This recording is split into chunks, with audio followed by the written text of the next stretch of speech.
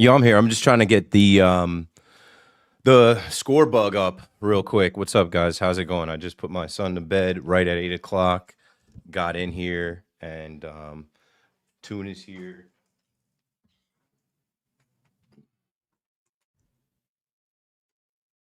And we gonna do it live. We gonna do it live. We gonna watch some football and we gonna do it live. Hopefully everybody is safe and dry and comfortable wherever you are at home. Um, yeah, I'm working on getting this score bug up. Let's see, share screen. You guys know I've been working with Live on Assist to get the score for us. I have to, let's see. I got to figure out how to get this bigger. No. But yeah, I see the chat there. I see everybody in the chat popping up. Go Packers was early. Yeah.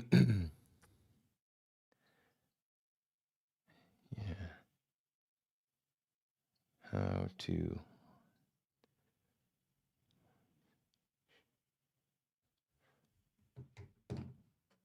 I said go Bears.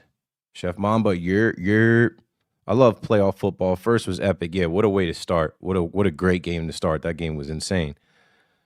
Your Rams Packers was exactly how you want. Like the NFL is king. It's exactly how you want the first game of the playoffs to start. It gets people so pumped up for this one. This one will probably be a dud. Rams Panthers was definitely fire. Isaac, what's up, bro? Pam, what's up, Pam? Christian, good evening. My boy Ray Condi in here. You're all right. Let me see the layout. Let's see. Yeah, I'm gonna send the link here because I'm like, yeah.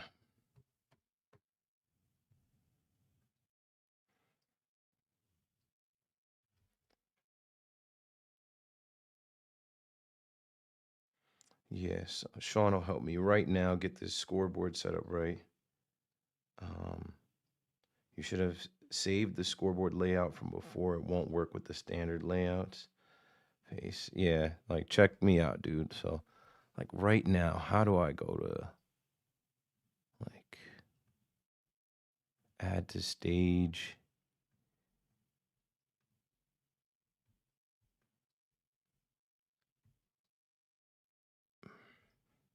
Trying to get that score bug on the top. Okay, there we go. Now I just got to do a little bit of like that. Okay, no, we're good. Okay, I got it. Now you guys can see the score up top, and it's just a matter of lining it up with the it's just a matter of me lining it up now with the actual game clock and time. You know what I'm saying?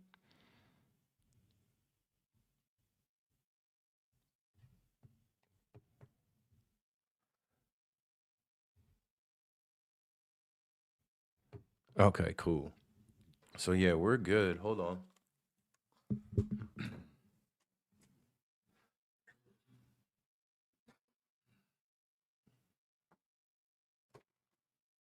Where's my football? Where's my football, man? I gotta just sync this up when it's time.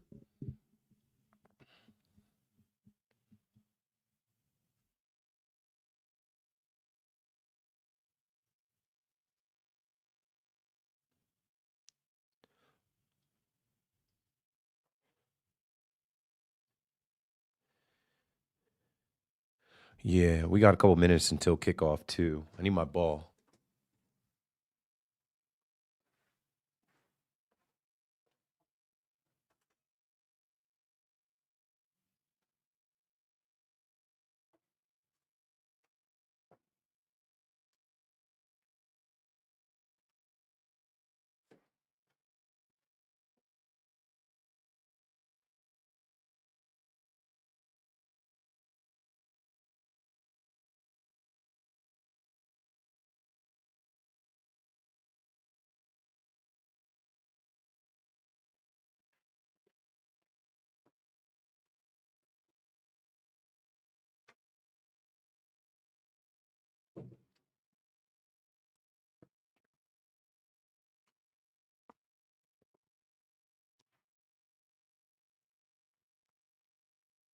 There's like a it's like a little pebble, like a rock in that football.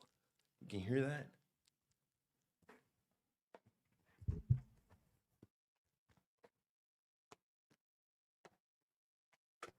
All right. We're good. And now I just got to link this. And I think I'll fire this up on TikTok too. Why not? Let me go TikTok Studio. If they want to look at me on TikTok, they're not going to see a freaking score bug, but they should understand that I'm watching the game. Check the score on your phone or on your TV. Got the game here. Let me get my headphones so I can hear the call.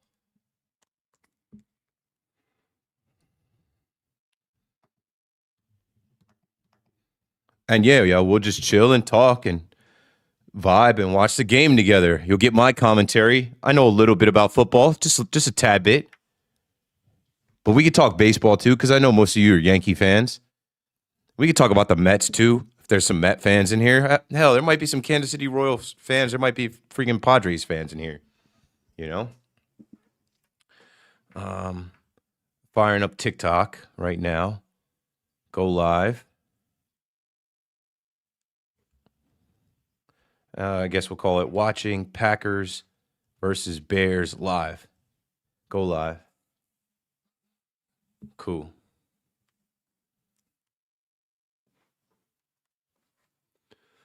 Jordan Love. I don't know. I don't trust him right now. He ain't played.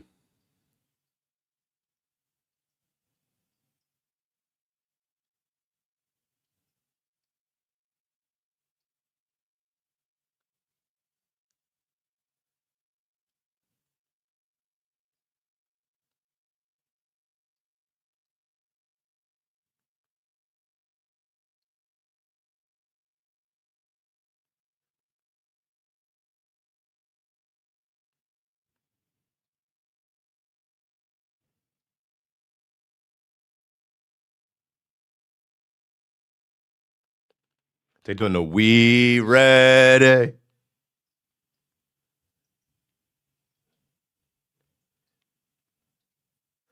Okay, now I gotta sync this. Yo, TikTok, what up? We ain't here. I am streaming on TikTok. I'm streaming on Twitter. I'm streaming on YouTube and live on assist.com. I'm about to sync up the score live from Soldier Field in the Windy City. The go-go, Chicago. Let's go, though. Let's go. Chicago Bears, bear down. I'm rooting for the Bears. I'm tired of the Packers. Aaron Rodgers owns the Bears. Aaron Rodgers is playing for the Pittsburgh Steelers now. Jordan Love hasn't played. Some of their fans were calling for Malik Willis to play. Caleb Williams, this is your time. Ben Johnson, this is your time. Let's see it. Okay, let me link this score right here. Let me see. Where am I at? Or will this automatically go?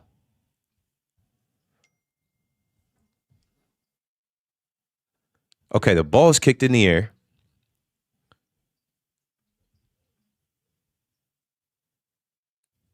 Ooh, I thought he was about to gash him on the return. I thought he had a little bit more of a crease across the 30.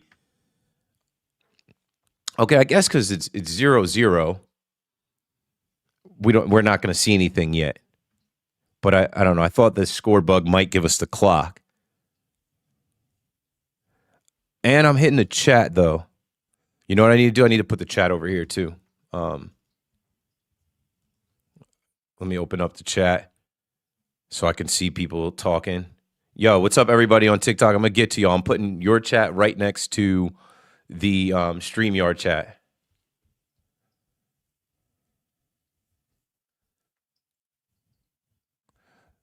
Taylor Swift's cousin? DeAndre? I'm also rooting for Kyle Monungai, Jersey guy, Rutgers. On TikTok, they're coming in quick. And I'm getting texts. I'm getting blown up right now. Aiden says, hello, Keith. What's up, Aiden? You know what? I'm ready for the Yanks to land a left fielder. Art, we're not talking Yanks, but I hear you. They have Jason Dominguez. He can play left. Aiden says he wants Kyle Tucker. Aiden says, best of luck to Cody Bellinger. Nobody wants to pay him that, right? Joey says, Keith, good evening. Joey, I see you, bro. What's good? We're watching some football, though. Jao Correa says, "What's good, Keith? What's good, bro? I'm in the crib. I put the boy to bed. The boy is asleep. The boy is sleeping, and so we're good. We're going live. You know, full on daddy day. My wife is having girls' night with her friends, and she needs to have some time to herself. So I'm happy that she's able to go do that. And yeah, I'm here with y'all. These are my friends. You know, we went down the shore. That's where we're from. So she's with our friends down there, and she's talking to my mom about how like important girls' night is, and my mom's like, "Oh, it's so important," and I'm like, "Yeah, I don't have a girls' night, and I don't have a guys' night either. I have internet friends. Remember that song, Internet Friends? I think you and my friends should hang out on the weekend. Like literally, all my friends are on the internet. Push me to the edge. All my friends are dead. Yeah, all my friends are dead. Like I don't hang out with a bunch of dudes. Like I could be at the bar right now. Actually, no, I can't because my son is in there sleeping. So there you go. Exactly. Like I'm not having a guys' night. Guys' night is me and my son and you guys. Okay, okay. I got to sync. Manage stream. What's the time on here? 12:49 match time. Okay. I think I'm good now.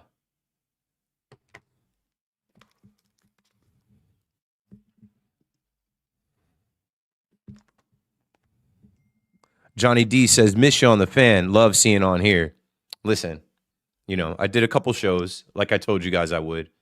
WFAN is in the new lineup, in the new era, and I'm part of the old era. So miss you guys too, but I am not hard to find. I am right here, baby. I am right here, baby. And I will be popping up a lot more. So, and not just on my own channels. Like I've been doing this stuff at home, but there are other places you'll see me. First down, Luther Burden Jr. Do you see the Knicks making a move? I think the Knicks like their team. Shout out to Anthony Edwards in the chat. I see the Knicks trying to keep that team and that nucleus for the most part the way that it is. I don't think that they're wanting for much. They're a pretty good squad. I know they've fallen off a little bit after the NBA Cup, but they'll be fine. Dominic says, "I met you at the stadium this past summer. Thanks for stopping to talk." Of course. Can't wait to get back to the stadium. I was just having a meeting about that. Friday, I think it's when is opening day at the stadium? Friday, April 3rd, 1:35. Yankee Stadium opening day 2026. Yeah, Friday, April 3rd against the Marlins, 1:35. We lit movies, like real movies this year.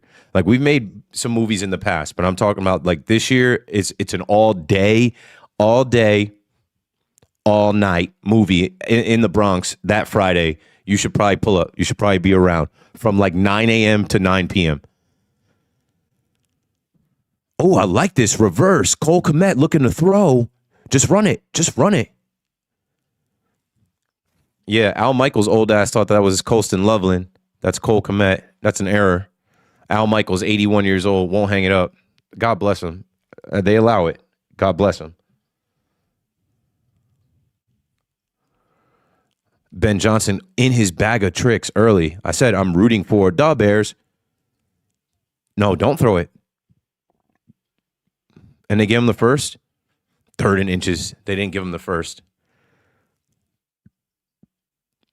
We've already had over 200 people on the stream on TikTok. It's probably a good night for TikTok. It's a rainy night. We've got 385 people collectively across YouTube and Twitter. If you're on YouTube, go ahead and hit that like button. Yeah, where the hell did my score bug go? Okay, hold on.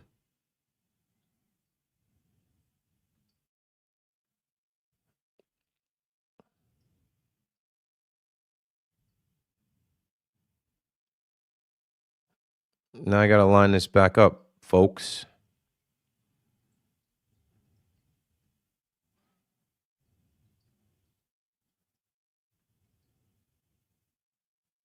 Okay, that's the one I'm looking for.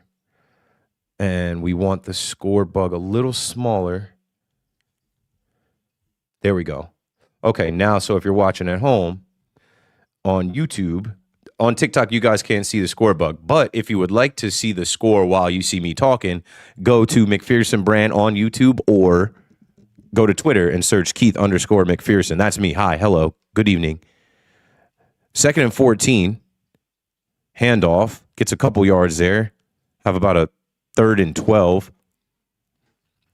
We're under 9 minutes to go here. Is my score okay? I'll say my clock is slightly off, but that's not a problem. My clock is like 30 seconds off. That's not 20 seconds off. That's not a problem. Score still 0-0. And I'm neglecting the YouTube chat. So let me get back to y'all over there. Stoner Detective says, I have no horse in this race. What's up, chat? It's always fun to not have a horse in the race. KM to AM, James Soto, I see you, bro. Lenny Baker says, Keith, miss you on the fan. They gon' miss me a little when I'm gone. Miss me a little when I'm gone. It's good to be missed. Because if you're a lame and you weren't good and you got fired and you sucked at your job, no one would say that. Oh, that would have been a ridiculous throw and catch. Caleb Williams will try anything. Caleb Williams will literally try anything. That was a ridiculous even attempt of a heave. What the hell? What the helly? James Soto says the Yankees should just pull the trigger on Tatis Jr. Yeah, why not? Oh, boy. Oh, boy. I don't know what to tell y'all, man. I don't know what to tell you about the Yankees. The Yankees, you guys are seeing the meme, or not even the meme, just the post about 29 out of 30 teams have added a new player to their roster this offseason. The only team that hasn't, your New York Yankees. You guessed it. You guessed it. Yay Day says, you heard about the Yanks giving up on talks with Belly? Go and check my video. So that article came out at 9 a.m. yesterday, and I had a video out by 12 o'clock, like talking about how high Cody Bellinger is. Not that high, Scott Boras. I don't have a problem with Cody being high. Not that high. What are we talking about? How did we get to $37 million? When? For Cody Bellinger? Never. What are we talking about, bro? 7 years? Are you smoking dust? Oh, I thought Caleb Williams was trying it again. Yo. Chris Gomez says, Keith, how you feeling? I'm feeling good, bro. Wayne got the fresh fade. Got the fresh retwist. I'm feeling luxurious. I'm feeling lavish. I'm feeling good. I just got my hair done. Yeah. I just got my hair done. That's that New York shit. If y'all know Relic Rhymes. I'm feeling good, bro. I had a good ass week this first week back. You know, first week back to work in New York, first week back to meetings and like going to like talk to people in person and being presented with things and me presenting things and talking about possibilities. I feel renewed. I feel great. And like I said, I had a full-on daddy day, full-on daddy duty day. So my son is tucked in the cut, safe and relaxed. Nexus TV, what up, my boy? What up, my boy? Let me use some of them sound effects you got built in. Nexus TV came through with the sound effects. You already know. We out here. One more. Let me get another. Bong. Bing bong. Bing bong. Yo, shout out to Nexus TV in the chat. Appreciate you, brother. Lil Man is feeling good. So we came out of that cold sickness stuff. We came out of that just fine. He went to the doctor. I went to the doctor. We're all good. That seems like far in the past now. It sucked. Because honestly, to start the week, you know, this new year, both of us sick. My son got sick Friday. I got sick Saturday. I was able to go and do my show at WFAN Saturday, But when I took the train home and I was walking home in the cold, I could feel it in my chest. I'm like, oh, I'm cooked, bro. I'm about to be fucked up. I'm glad you mentioned that. I'm glad you mentioned that. Where's my flexing shit at? I gotta clean this studio.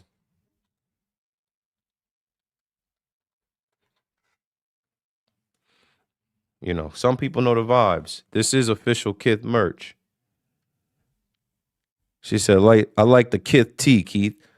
You ain't got this. The Kith didn't make you an official Kith shirt, like with the block logo like that.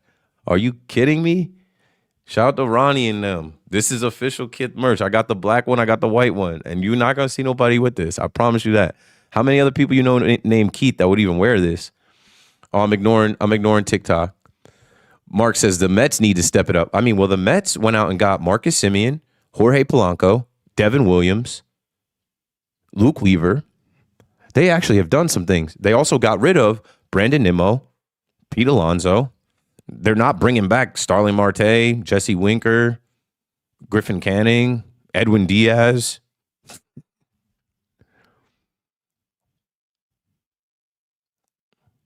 Let's see. What would your offer for Belly be? I said that at the most, if the Yankees felt like they needed to, I could see them if they're like, all right, because Boris wants over 200 million. It's not going to happen at the ceiling, the highest. And I wouldn't go this high, and neither will the Yankees. So it's not even like in my video, I said 6 years at 33 million, which gets you to 198, around 200 million. But they're not going to do that for a 31-year-old player. He's going to be 31 this season. They're offering him 5 years. They're not going any more than that. 5 years at 30 million. That's it. 150 million is good enough. Walter says, bro, you're the truth. Great listening to you. It's refreshing. I'm just me, man. Appreciate that. I'm not for everybody. I'm not trying to be. Never tried to be for everybody. Not trying to please everybody. I've really learned in this economy, in this creator world, if you can find 1,000 people that rock with you consistently, that will support your stuff, that will buy your merch, that will come to your events, you can be your own brand. You could be your own entity, and I'm on my way. I don't know if I found 1,000 yet. Ryan Murphy says, how's Jackson? He's good. He's good. Boy tucked. The boy tucked. The boy is asleep. Because daddy knows what to do. On the ride home from Monmouth County, I played all his songs he likes. He likes like Wheels on the Bus, but he likes Khalid, Young, Dumb, and Broke. He likes Dua Lipa, Cold Heart. Young, Dumb, Dumb, and Broke. And he likes Cold Heart.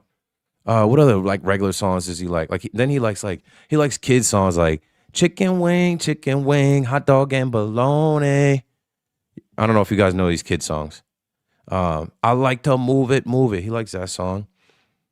What other songs does he like? Wheels on the Bus for the most part. Okay, Jaden Reed, wild card. In the wild card, I forgot about Jaden Reed because he came back late in the season. They need to get him going. So 3-0 here, as you can see on the scorebook up top. 3-0 here, Bears. They settle for 3, but good opening drive to get things going. Oh, we got a super chat. Chris in here. Where do you think Harbaugh ends up? With your team, Chris. The writing's on the wall with your team, Chris. Just get it done. Pay him what he wants and give the man what he wants. He's not going to Miami. He's not going to Tennessee. He's coming right to you. Thanks for the $2 super chat. We are making money on YouTube. It's a blessing. It is a monetized account with, I think we're approaching 3,000 subscribers, and hand up, I don't give a fuck. I don't care. I'm not out here telling people subscribe because this is not going to be my only thing. And I'm not knocking anybody that's out there hustling and promoting themselves. But I had somebody flex on me oh, you only have 3,000 subscribers? Good enough for me. My shit's monetized. Every time I post something, it makes money. If it makes a cent, cool. If it makes $1, great. If Chris, my boy, is in here and throws $2 so that I can see his chat pop up, you got it. Appreciate you, bro. Let's see. From WFAM to your mom's basement is wild. Stop hating all the time. Chef Boy Prince, this is not my mom's basement. You know how much my apartment costs? Like, you have no idea, Brody.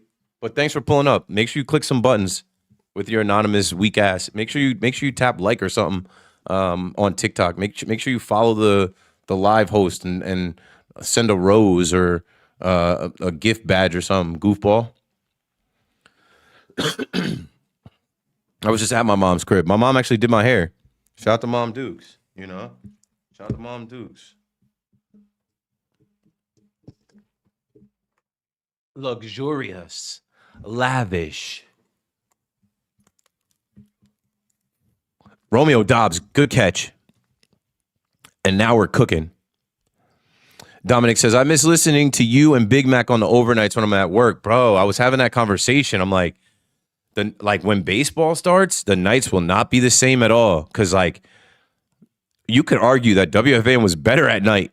You could argue that if you turn it on, the city that never sleeps, you got me and then Big Mac rocking after a Yankee game. Or anytime after any of the football games. Had it. Let's see. The Knicks are missing something. They are in trouble in the playoffs.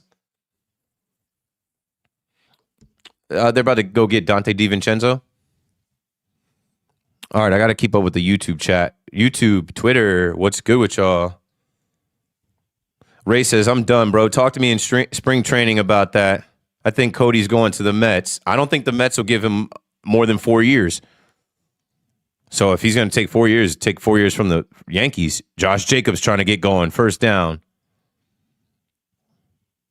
Chris says, I'm tired of Yankees and their rumors. They're blowing mine. Bro, the thing about the Yankees, too, it's not even their rumors. It's Yankees for clicks. It's always Yankees for clicks because if you want someone to, like, think that the Yankees are or if you want someone to make a move, you make them think that the Yankees are in on it. Michael King, Tatsuya Imai. The Yankees never were in on them. Look at the Packers marching down inside the 15 here. 1st and 10 from the 15. Let's see what they got.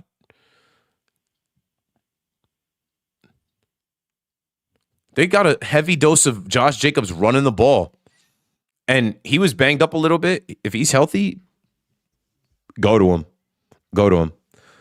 Justin says, what do you think of Craig Carton back at WFAN? Got out of the gates. Not right away. Little false start on Monday. They're blaming that on Hoff. But what I mean, got out of the gates, great interviews. Craig comes back. I'm just as bad as I used to be. And he's got James Dolan and he's got Rob Manfred in studio. We don't do enough of good in-studio interviews. There's always a lot of calls. Obviously, like coming out of the pandemic, I felt like we were slow with that. We just were taking people over the phone. Craig is a master at his craft. Elite radio talent. He just knows how to set you up in that theater of the mind. Like, what did he do the other day? Oh, he was talking about the Jets. And before he talked about the Jets, he was like, oh, I got to leave. And so you're thinking he's got to leave. And we're like, what do you got to leave for? And even Chris, and shout out to Big Mac, doing an excellent job working with Craig, which is not easy to do as far as like, you know, Craig dominating the microphone and you kind of having a do-si-do, knowing when to jump in or not. But he set the audience up like, oh, I got to leave. Why? Oh, the Jets. What about the Jets? The Jets started the same 5 offensive linemen for the first time since 23. Like they started the same. That's a touchdown. He does. Christian Watson, touchdown. Go, Pack, go. Go, Pack, go. I didn't bet any money on this because I was driving at 7 o'clock, and then I was feeding my son, bathing my son, putting him to bed till 8. So I don't have any bets. No more bets. Like when you're in AC, you're at the table. No more bets at the roulette table. That's too easy, bro. That's all day. And this is a huge rivalry. This is like a 100-year rivalry, Packers-Bears.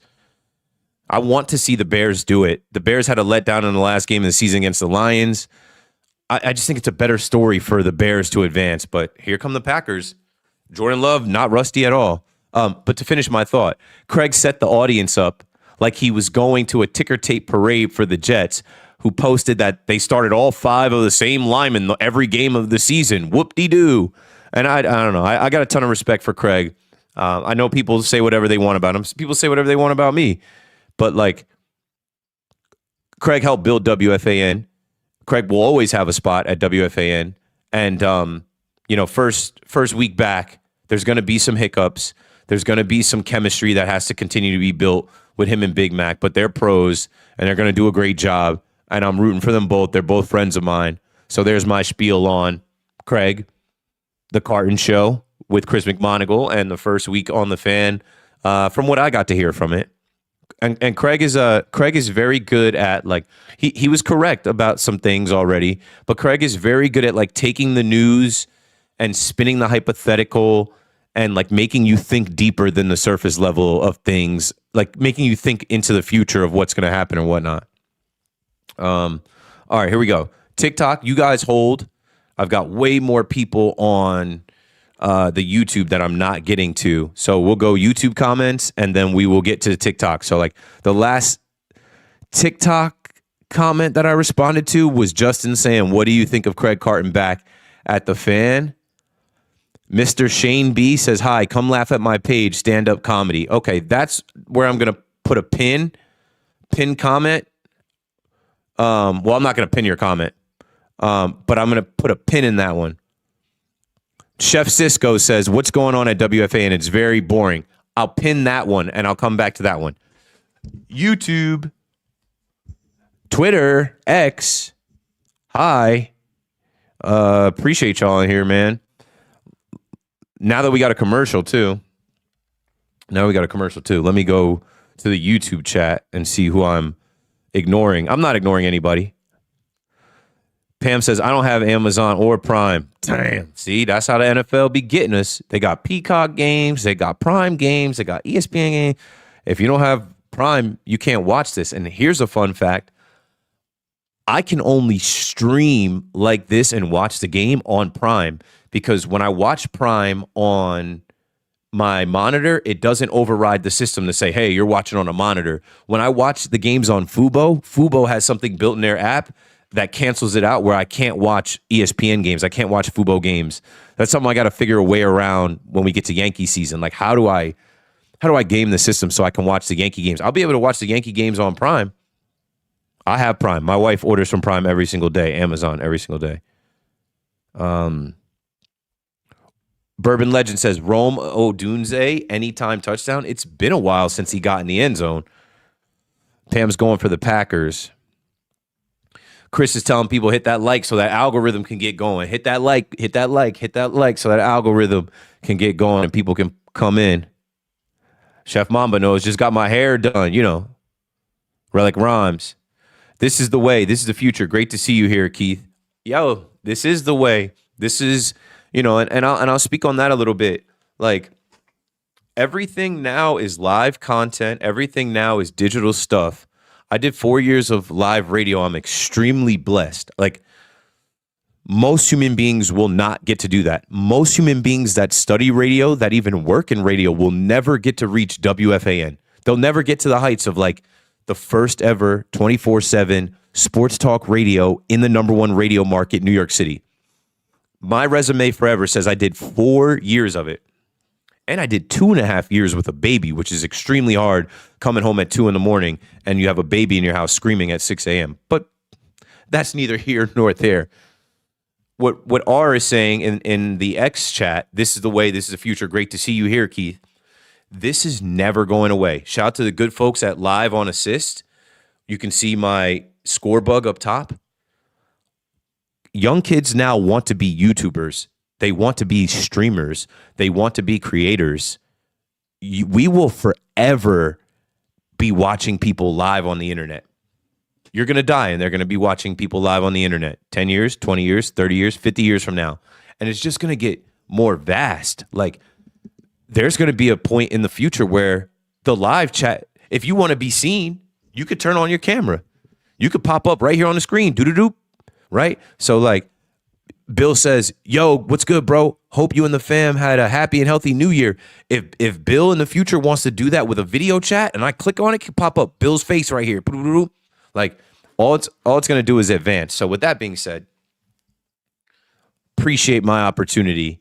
And I'm so happy and thankful that I got my opportunity because I graduated in 2011 with a radio degree and it was quiet for me. It took me 10 years, 2021, to get a full-time radio gig. I did it. I'm done. And you know what I'll never forget how to do? Host a radio show. Never. They could ask me to fill in tomorrow. I'll rock the radio. They could ask me to fill in a year. I'll rock the radio. But there are a lot of things that I was not doing digitally. Like I wasn't doing this. I honestly started live streaming at WFAN. If some of you remember, especially the YouTube, shout out to Bourbon Legend who's in here. I know Pam, I know Ray, a couple other people were watching my YouTube when I was streaming my WFAN nighttime show first. That was the first thing I was doing. Even if you follow me on Instagram and TikTok and everything else, look how much content I've been able to create now that I'm going to sleep and waking up every day and just have the time, you know?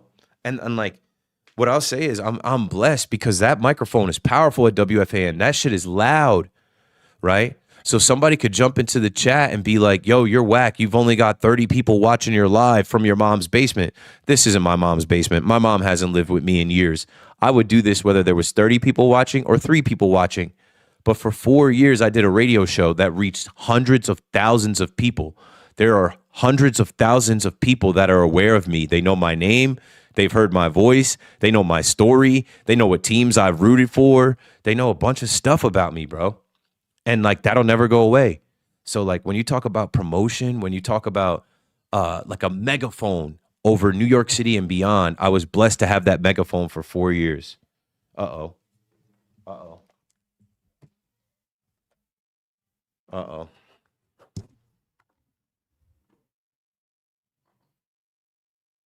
Hold on. Baby's awake.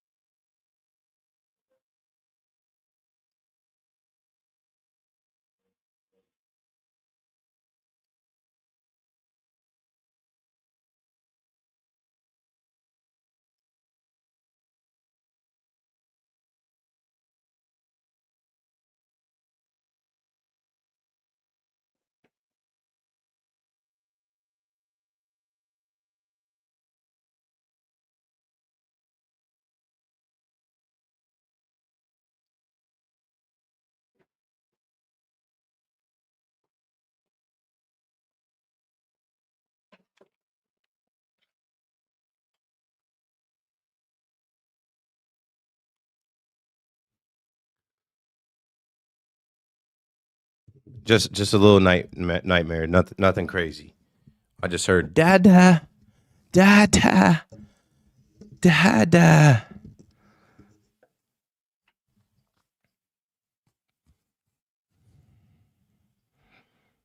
He good. He good. We good. That's the future right there. You want to talk about the future? That's the future right there. I'm working on a young man. I have a 2-year-old son on his way to being 3 in 2026. And I'm working on him every day. From his speech to what he knows. He's in his why stage. He asks, why? Why? Why? Why? The dumbest shit too. Like, you got to put your shoes on. Why? Because we're going outside. Why? Because we got to leave. Why? Because we're going to Yaya's house. That's what he calls his grandmother.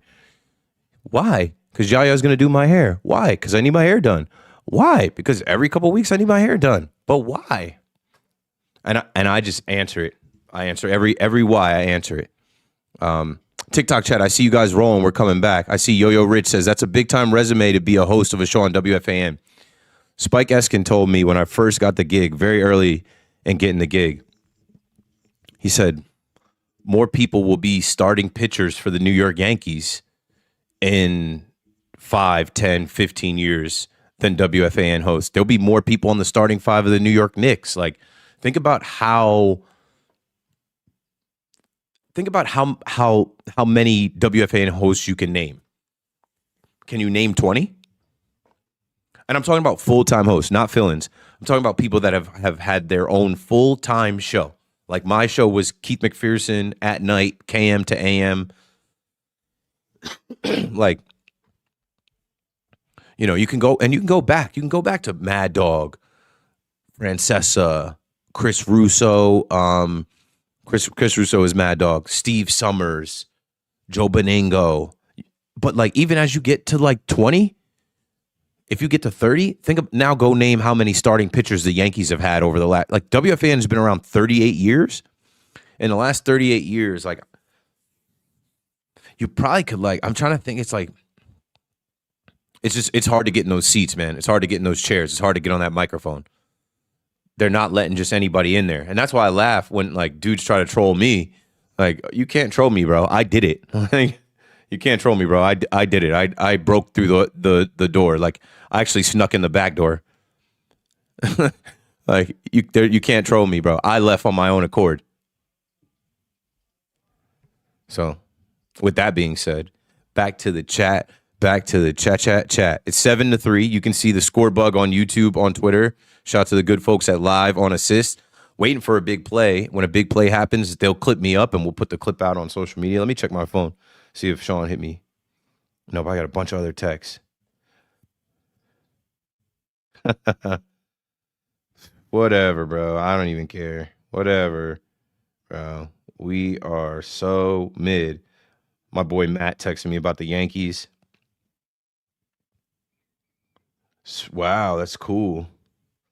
My friend Serena in LA showing the line of Bears fans in LA going to go watch the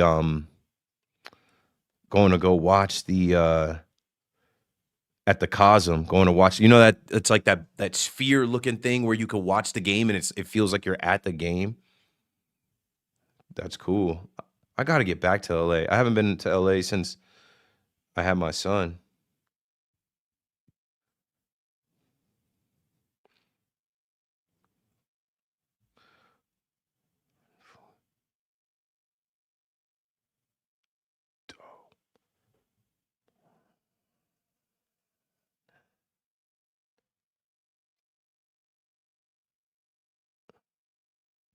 Okay.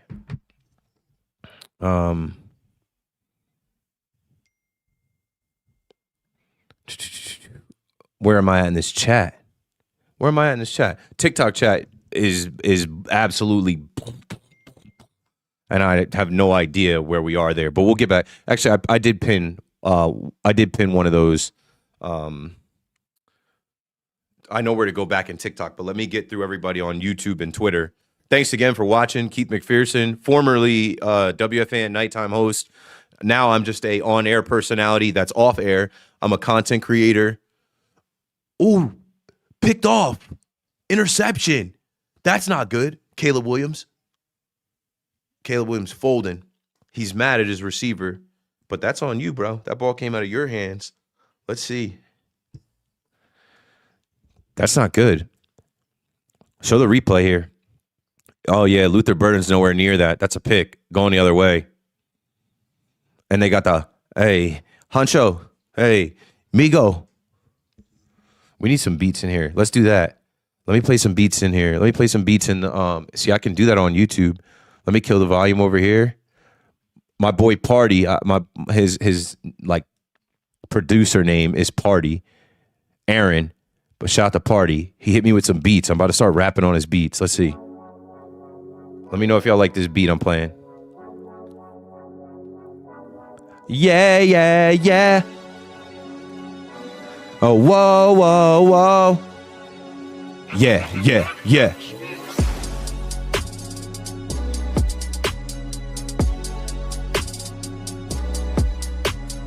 Hey, hey, hey, hey, hey. No, you guys aren't feeling that? I think somebody in the chat's feeling that. Let me turn it down a little bit. All right. Now back to the comments. See, I can kind of leave the beat underneath, you know? Check back in a couple weeks when I rap over that. Oh, somebody was spamming the chat.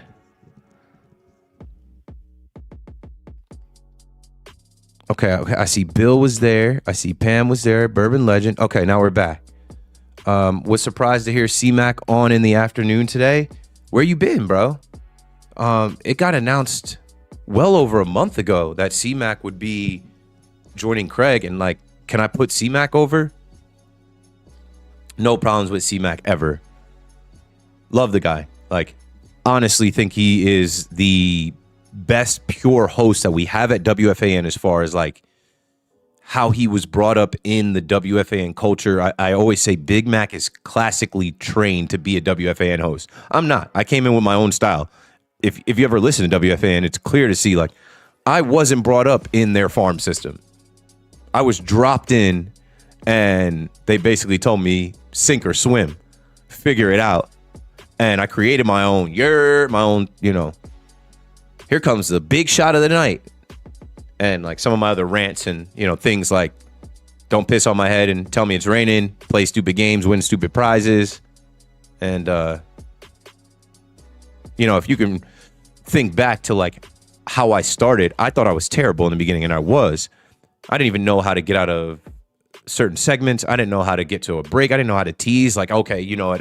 When we come back, I'll give you my top 5 reasons that John Harbaugh is going to be the next head coach of the New York Football Giants. 888-808-1019. But yeah, Big Mac has spent 18 years inside of WFAN in the building. He's done everything. And that's another thing that can make you really good at the job. If you work at a company and you work your way up, like let's say you work at a grocery store and you start at the bottom and you become the manager, that place inside and out. And that's why I give credit to Big Mac. Big Mac, I'm looking at TikTok. They go, no music, can't hear it. You guys can't hear it on TikTok because I'm coming out of TikTok studio. The music is only playing on YouTube and Twitter. It's a better vibe. I think YouTube is the best way to watch. But anyway, let me continue to put Big Mac over so nobody thinks that like there's any animosity with me and Big Mac, or I don't like hell no. I'm rooting for Big Mac. And I like listening to Big Mac more than anybody else on the fan. And I've said that before. And I used to do my show and say, stay tuned for Big Mac. Can't wait to hear what Big Mac's going to say. So I am super happy for somebody who got into WFAN 18 years ago after meeting Mark Malusis in Vegas, a shot in the dark, and had worked and dreamed of becoming an afternoon drive guy. And the last thing I'll say about it, many people call Big Mac Mike Francesa light, like they said he was like a Mike Francesa Jr. Who do they say I'm junior of? Nobody. I don't sound like anybody else. But Big Mac definitely was a fan of Francesa, did produce his show a little bit, work with him. Now he's on Afternoon Drive. I mean, let me hit the applause. Like if you guys can't root for people and see how great of a story it is that Chris McMonagle is now the host of Afternoon Drive alongside Craig Carton, who we also used to board up and produce for when Carton and Roberts was the show. Like, that's an amazing story. I root for people. I don't hate on anybody. Like, I want people to win. I want people to be successful because I've won and I've been so successful in my life.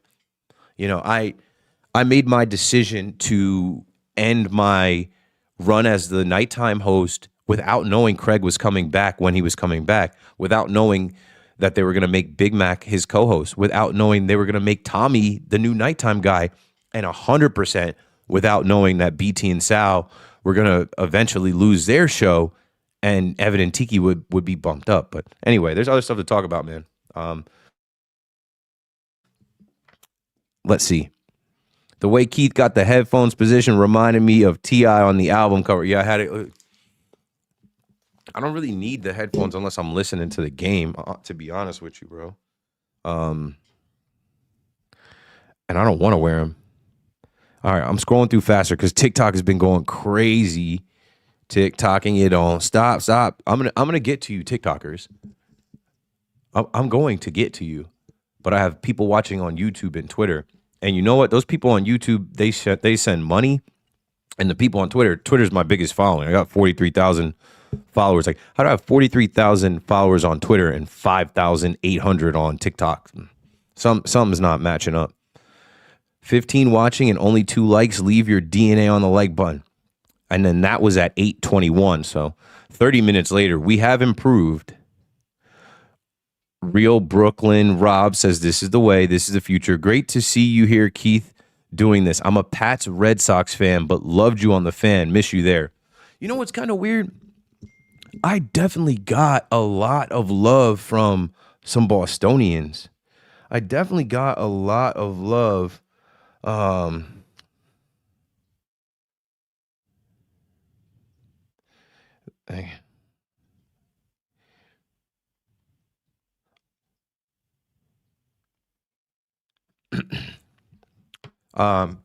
Answering text. I definitely got a lot of love from Bostonians. There are a lot of people in Boston that listen to WFAN. And what I'll also say is, I was getting hit up after the whole Heyman thing. Supposedly they were playing the clip of my Heyman interview on WEEI and cracking up about it. So that was putting me over there. So shout out to you up there in Boston, bro. Appreciate the love. I think this year I will make the trip. I got to hit up Carabas. I've never been to Fenway, and that's on purpose. They used to be super racist out there. Probably still are. I just saw, who was it? From the Twins. Torrey. I'm in football mode. Torrey Hunter. Yes, Torrey Hunter had a no trade clause in his contract with Boston because of how racist the fans were. Nothing against the franchise or team, but he said he would be out there with the Twins. This is years ago. And he said, he would hear people calling him the N-word as he was warming up. I'm like, geez, it's crazy. N-word don't bother me, though. Look at Matthew Golden. Matthew Golden getting some. First down. Packers might be on to something here. But yeah, I think this is the year I go to Boston. You guys heard about the Yankees? Me neither, because they're not doing diddly. I see what you did there, Bill. I see what you did. That was a setup. Dominican barber, Puerto Rican barber. I got the Puerto Rican barber, bro. I look Dominican. De lo mío personal. De lo mío dominicano. Chris says, are you interested in getting back on the radio, or are you strictly focused on the content side? I will get back on the radio. I'm still under contract at WFAN, and when that contract ends, if I don't renew in some fashion at WFAN, there's interest at other radio stations and other forms of radio. Sirius XM, Fox Sports. I doubt ESPN radio. I don't know if I'd make that hard left. I do have an allegiance and loyalty to WFAN, but never say never. What I'll say again, going back to how rare it is to get on the radio, once you've done it, and you've done it for a few years, you enter a small group of radio professionals that people know and trust and can put on the radio. You can't just put anybody on the radio. You put some guys on the radio, they'll be like, beep, beep, beep, beep, beep. Christopher, Long Branch, New Jersey. Yo, Keith, give the real reason why you left. Right here. Any parents in the chat? You guys know the deal. I know people want to make it seem like there's this drama at WFAN, or I saw the writing on the wall. Nah, I can't tell you how hard it was to go to work at night and leave my son at 5:36. Some nights I would leave then, even baseball season, right? If I'm going to a game, I would have to leave at 4 o'clock. My son and my wife come home at 6. That's another thing. It made it tough on my wife. My wife has to work full time. We don't make that much money. It's not like we're rich, and we don't come from money. So my wife has to work full time and commute out of the city. And our daycare closes at 6 o'clock. She stops working at 6 o'clock. So most days that I was on the radio late, I would pick my son up at 5:36.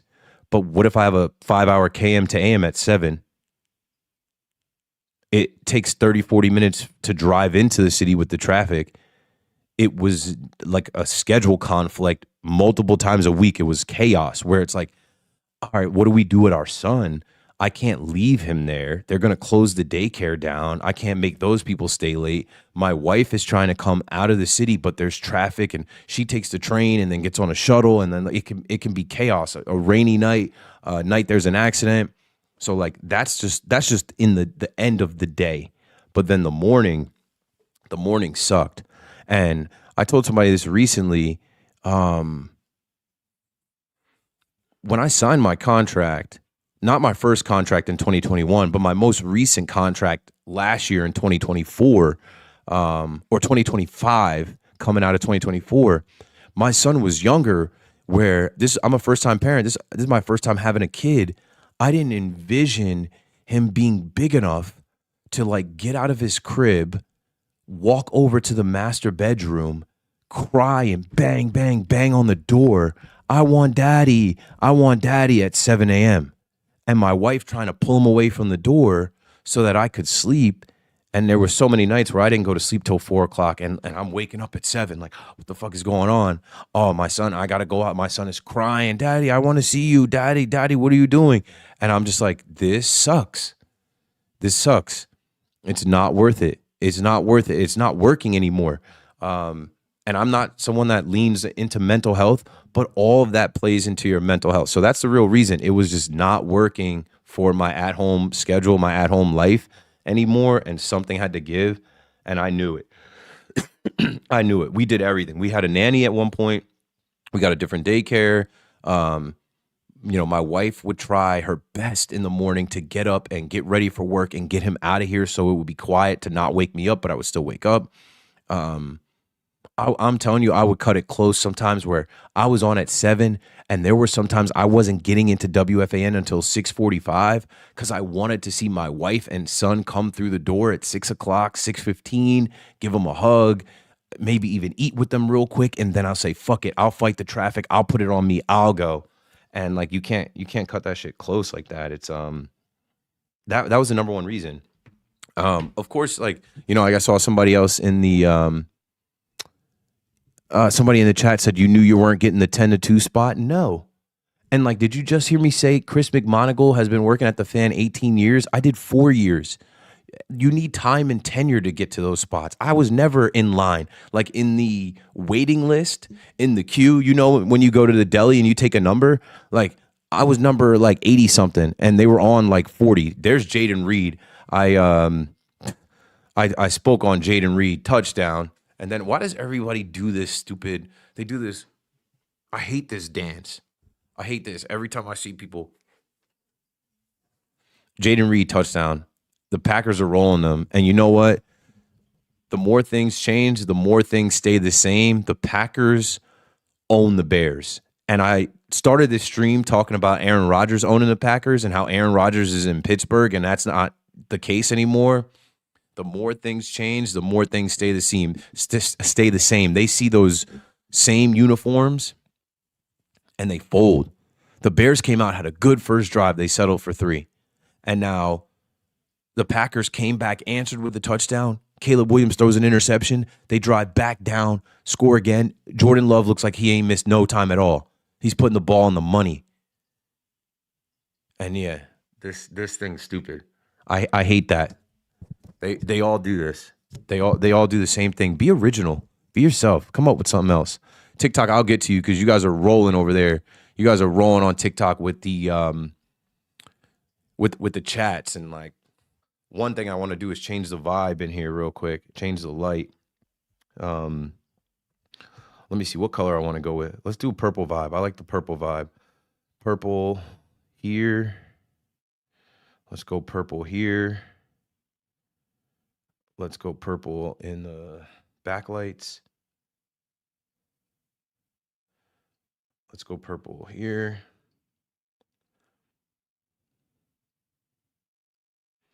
Okay, and so the purple hits.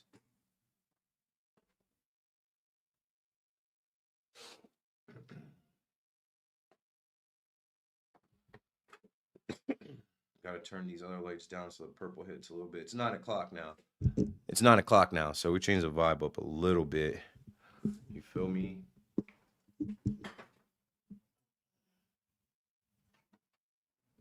Oh yeah.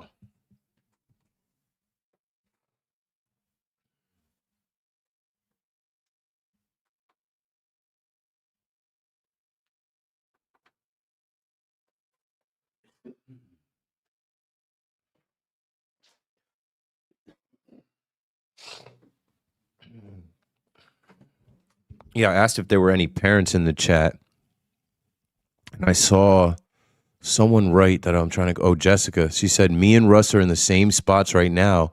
Unconventional hours are not worth it sometimes." Okay, so Jessica L, shout out to you, and shout out to your husband Russ, and the content you guys do, and big shout out to you for having my back when some goofies called into WFAN to try to, like, I don't know, talk about what I wear at the games. Like, these dudes be on my shit, but whatever. Grown men, like, isn't that kind of funny, right? Grown men, I'm asleep and the morning show is going on, and somebody called the morning show to be like, how many logos is Keith gonna wear to the game tonight? Bro, go to work, earn a living, mind your business.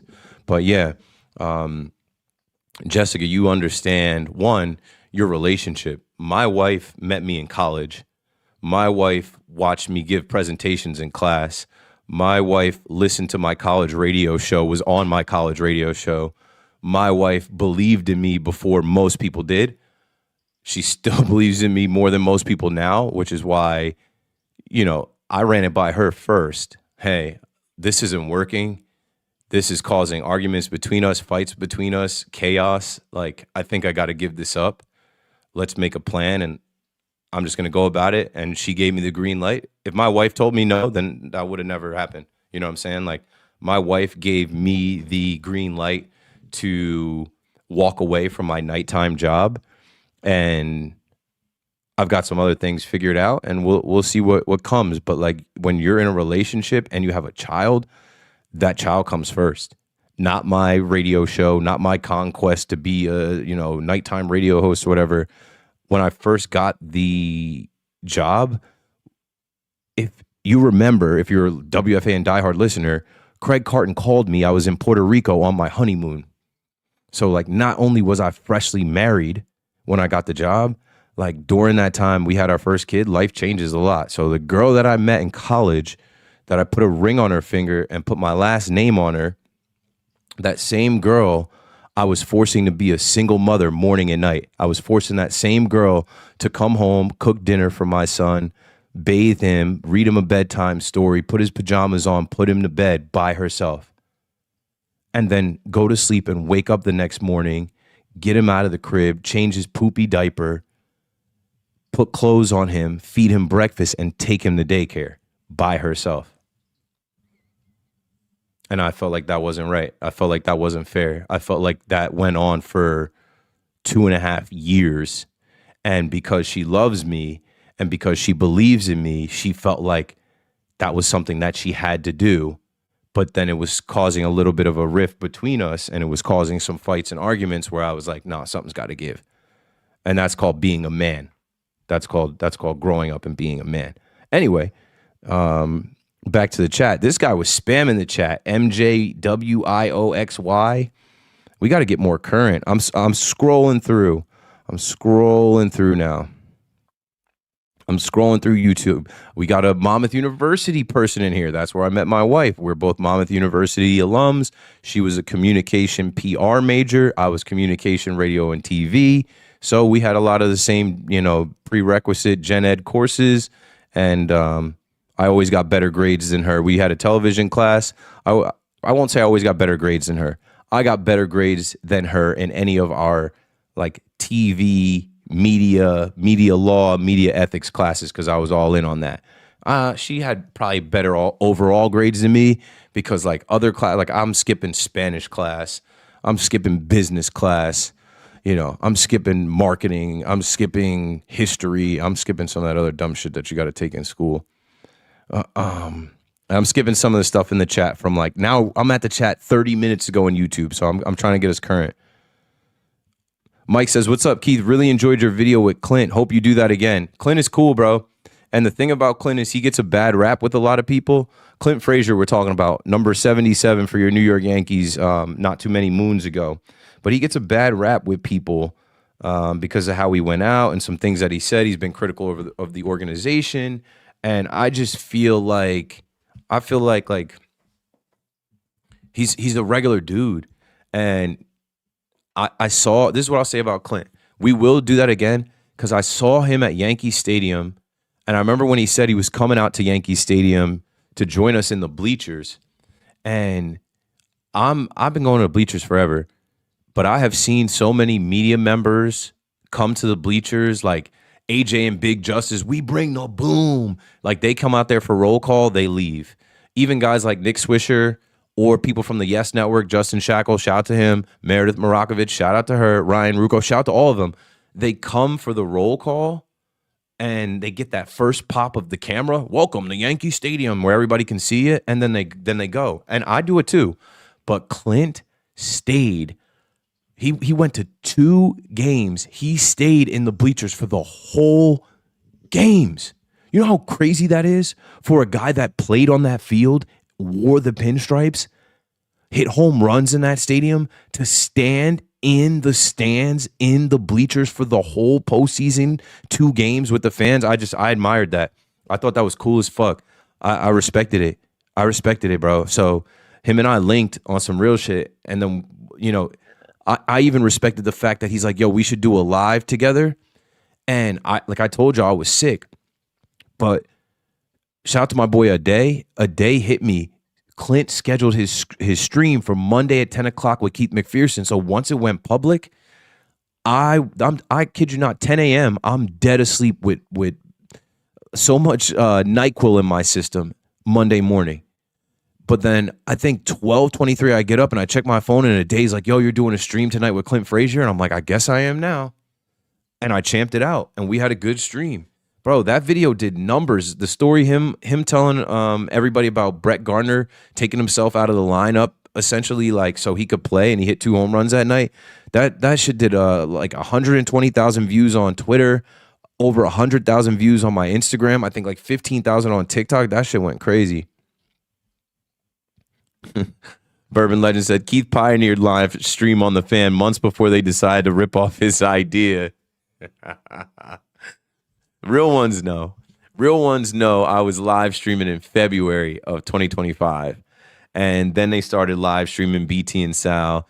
Then they started live streaming my nighttime show. And then I would leave the stream on for Chris. But good. That's all I wanted them to do. Because if you guys remember, it was janky. I was bringing in a webcam and I was bringing in another mic, and I would like play the calls loud on the monitor, and it wasn't right. So then finally, and I won't tell the backstory of how it all came together, but by August, we started streaming my show at night. And what I'll say is I was happy to be streaming on WFAN's YouTube, which has 95,000 subscribers. But I was getting more views on my own channels. Like there were times I was going live at night on WFAN YouTube. There'd be like 40 people watching. Now I can say that's obviously because of me, right? But also at the same time, I'm like, something's weird here. There's 95,000 subscribers and I've only got 40, 45 people watching on this YouTube channel. But if I went live on my own YouTube and my own Twitter and my own Twitch and TikTok, there'd be way more. So I kind of jotted that down too. I kind of jotted that down. Like, I'm not reaching that many people on the airwaves. I am, but on the live, I'm not reaching that many people. So I always get the fucking itchy nose. My mom watches this stream and she's like, "Stop scratching your nose." And I'm like, "Bro, it's 2 things. It's one, because I got the like fresh lineup. I got the the buzzer, but then also just allergies."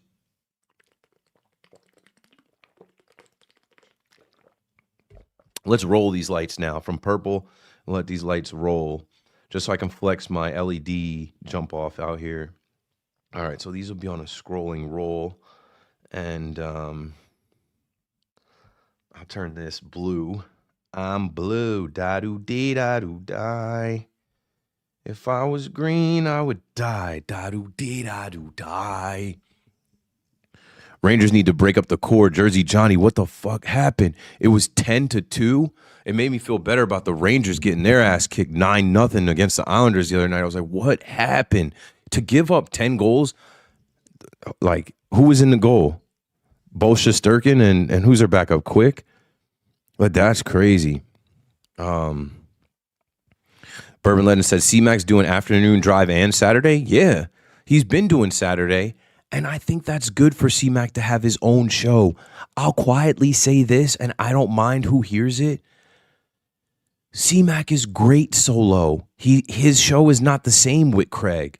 So giving him Saturday to do his solo thing, I need it. Like I said, like in my opinion, Chris is the best stand. All right, like I know a lot of people like to listen to me solo, but I have no problem saying Chris is more experienced than me, more polished than me, in a different style than me. I won't say better, but like it depends what you like.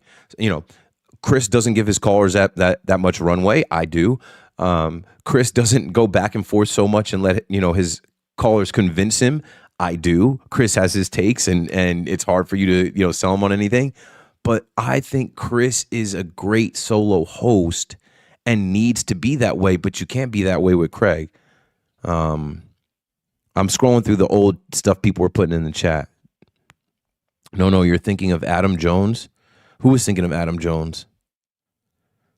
Speaking of Adam Jones, it's funny. This is an omen. Don't be surprised. I'll leave it at that. Don't be surprised if I bring up Pac-Man Jones' name again. Wow, Christian Watson, touchdown. Are they going to rule that a touchdown? He lost the ball. He just went Superman airborne. He just went up in the air. They ruined it a touchdown.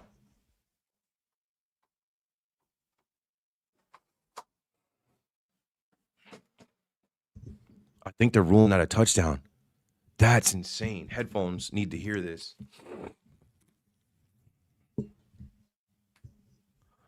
No, I have it muted.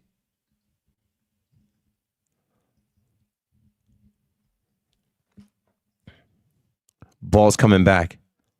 First down, Green Bay spotted the fumble. Watch this. Hold on to the ball. Wow.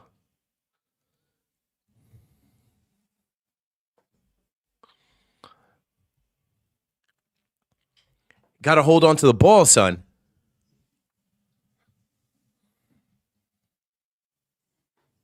Insane. All right, now just Josh Jacobs run it in. This is Josh Jacobs touchdown coming. I didn't bet anything on this game. Why'd you try to throw it? Oh, my God. Why would you try to throw that ball? You got to be dumb.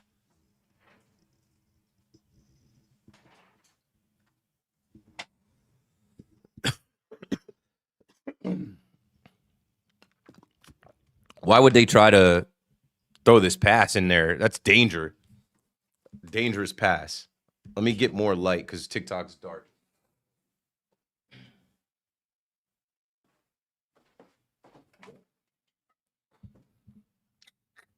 There we go. What the hell are they doing? Jordan Love handed him the ball but didn't give it to him. Looked like he was trying to like ride it in with him.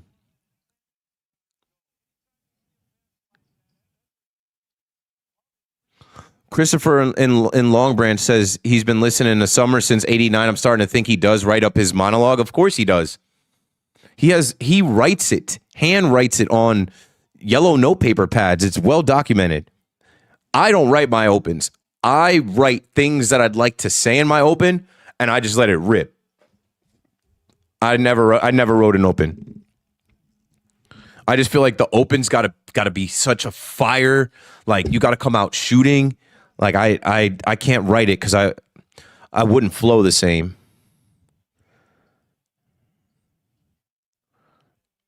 All right, let's see. Now we're in the 9 o'clock hour. John says it's like the Yankees playing the Twins. The Packers playing the Bears is like the Yankees playing the Twins. That's a good analogy. Charles says, Keith, mad love from the Bleacher Creatures. 203, we outside. I was at the game in 203. Clint was classy. Yeah, bro. That's what I'm like. Shout out to Cece because I love Cece too. And I actually got to post my interview with Cece. I know CeCe called Clint a clown when Clint said he was going to come out to the bleachers. CeCe will never come out there because CeCe comes to the game in Legends, and I've seen CeCe and his son come in. They come in right through gate 2. They take the elevator. They're escorted right to Legends. He's short again. 3rd and goal. If they can stop him and hold him to 3 before half here, they need this goal line stand. But like, yo, different strokes for different folks. That's why I respect Clint Frazier. He was in the clubhouse, in the dugout, in that batter's box, in that outfield, hit home runs, played for the New York Yankees, but was humble enough to stand in the middle of the bleachers with all the Yankee fans. Not too many guys would do that. And I can respect that.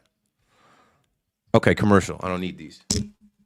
Yo, let's roll through the chat quicker, though. Damn.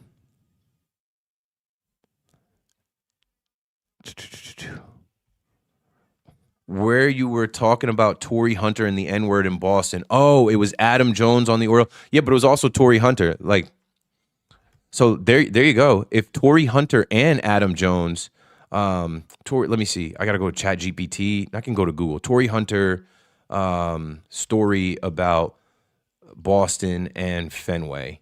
I'll pull them both up. Adam Jones story about, and we know about Adam Jones story. That was documented. Like, Adam Jones story about Boston and Fenway. Adam Jones, and you were talking about Adam Jones from the Orioles. It's funny. I was talking about Adam Pac-Man Jones. His name came up in a recent conversation. But here, I'll screenshot 2 of these things right here while we got this commercial. Here is Adam Jones. Adam Jones, baseball Adam Jones from the Baltimore Orioles. And here's the Torrey Hunter one. So if 2 guys that played the outfield in Major League Baseball, 2 black guys, both have stories where they're telling you they had racist things said to them and, you know, the N-word thrown at them or whatever, I don't think they would make that shit up, bro. Like, I don't think that's something that they would, like, they have no reason to make that up. Like you got to be a sucker to make up some racist shit. Like there's enough racism out there. You don't need to make it up. Here, let me pull this out. And like, I don't know. I'm weird. I'm different about it. Cause like, I'm so immune to racism. I'm so used to it. Like, like since I've been on the radio, you know how many racist things I've read? Every day they say I'm a DEI hire, which basically means like you're a nigger, you didn't earn it. Every day, you know, I read things like, what did this guy call me? He called me a knuckle dragger. That's just like another way of calling somebody a monkey. Okay, here we go. 4th and goal here. Let's see if they can get this. And they motion Jaden Reed out. They don't snap the ball. They're motioning him back in. He's got nothing. Dobbs. No one's covering Dobbs. Touchdown. The Packers are rolling their ass. The Packers are absolutely rolling their asses. This is over. Okay, so let me see. Let me add. I'm about to add these stories from, 2 guys that have spent time warming up in the outfield in the American League in Fenway. But I'm going to Fenway this year. But when I was younger, and to bring this story back together, when I was younger, I went to every ballpark. Like not every ballpark, but like I've been to Chicago, both sides of Chicago. I've been to Wrigley. I've been to U.S. Cellular, which is now like guaranteed low rate. I've been to Philly, of course. I've been to Philly multiple times. But like I stayed away from Fenway because I just was like, oh, I'm gonna get in a fight there. It's a lock. It's a guarantee. I'm gonna be the loud, drunk Yankee fan that happens to be black, and they're gonna be like, nigger, and I'm gonna be like, yo. So here's Adam Jones, right? This is what Adam Jones wrote, or not wrote, but like this is the story that just came up with Adam Jones. Jones said he heard there were about 60 ejections in the ballpark Monday night. The Red Sox said that the number was closer to 30. In quotes, he says, I just go out and play baseball. It's unfortunate that people need to resort to those type of epithets to degrade another human being. I'm trying to make a living for myself and my family. Red Sox president Sam Kennedy issued an apology to Jones on Tuesday morning and said the team is looking into the incidents. The Red Sox want to publicly apologize to Adam Jones and the entire Orioles organization for what occurred at Fenway Monday night. No player should have an object thrown at him on the playing field, nor be subjected to any kind of racism. So I forgot. Adam Jones, I think they threw peanuts at him or something. Yes, a fan threw a bag of peanuts. Like, come on, bro. And like, I've met Adam Jones. You wouldn't do that. You wouldn't do that to Adam Jones in his face. That's sad. Like that, like the throwing words are one thing. Sticks and stones may break my bones. Words may never hurt me. Words are one thing. And like, it's still foul. But like, for people to throw, one thing to degrade you, this is a multi-millionaire baseball player, and they're throwing peanuts at him on the field. Like, that would make me want to get off the field and come fight your ass. And that's why I was saying, I'm never going to Fenway. When I was young, I was saying, I'm never going to Fenway because I'm going to end up in jail. I won't make it out alive. But I'm older now. And like I said, I'm so immune to racism, it wouldn't bother me. Go for it. Knock yourself out. Let me see if I can find a picture of me and Adam Jones. When did I meet? I met Adam Jones multiple times. But I think the time that I got a flick with him was All-Star. Let's see if the Bears can do anything with this 2-minute drill. Yeah, that's a good way to start. Colston Loveland in the middle of the field, across the 45. Adam Jones, let's see. And like, Adam Jones is such a cool ass dude, bro. Like, you honestly hate to hear some shit like that. Because he don't deserve it, bro. He don't deserve that. Let me see. Airdrop. Okay, airdrop. And I'll pull up a pic of me and Adam Jones. And like, I know he ain't lie. He ain't got no reason to lie. You know what I'm saying? He ain't got no reason to lie. You ain't got to lie, Craig. And TikTok will get to you. The TikTok, we've had 2,170 TikTok live viewers, 10K likes, 34 people watching now, 6 gifts. I don't know, 13 people have followed me. If you're watching the live on TikTok at this point and you're not following, what's the deal? Yeah, but we're just watching this game and talking sports. And I'm a baseball guy. A lot of people know that. I'm a football guy too. I play college football, but I just get way more like Yankee stuff. I think because I'm more of like a Yankee fan and my football team, don't ask. But yeah, here's a picture of me and Adam Jones. He did a nice little interview for me at the Players Alliance Gala that we had in Seattle.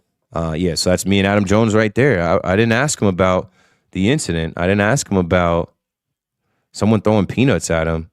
That's the thing, bro. You can say whatever you want. Don't disrespect me like that. Don't throw something at me, bro. Because then you're gonna see a different side. You're gonna see a different version.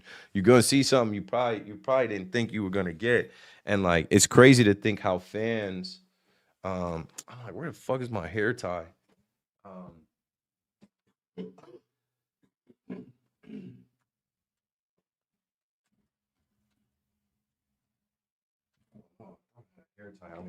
It's crazy to think that fans. Think they're protected by being at a game.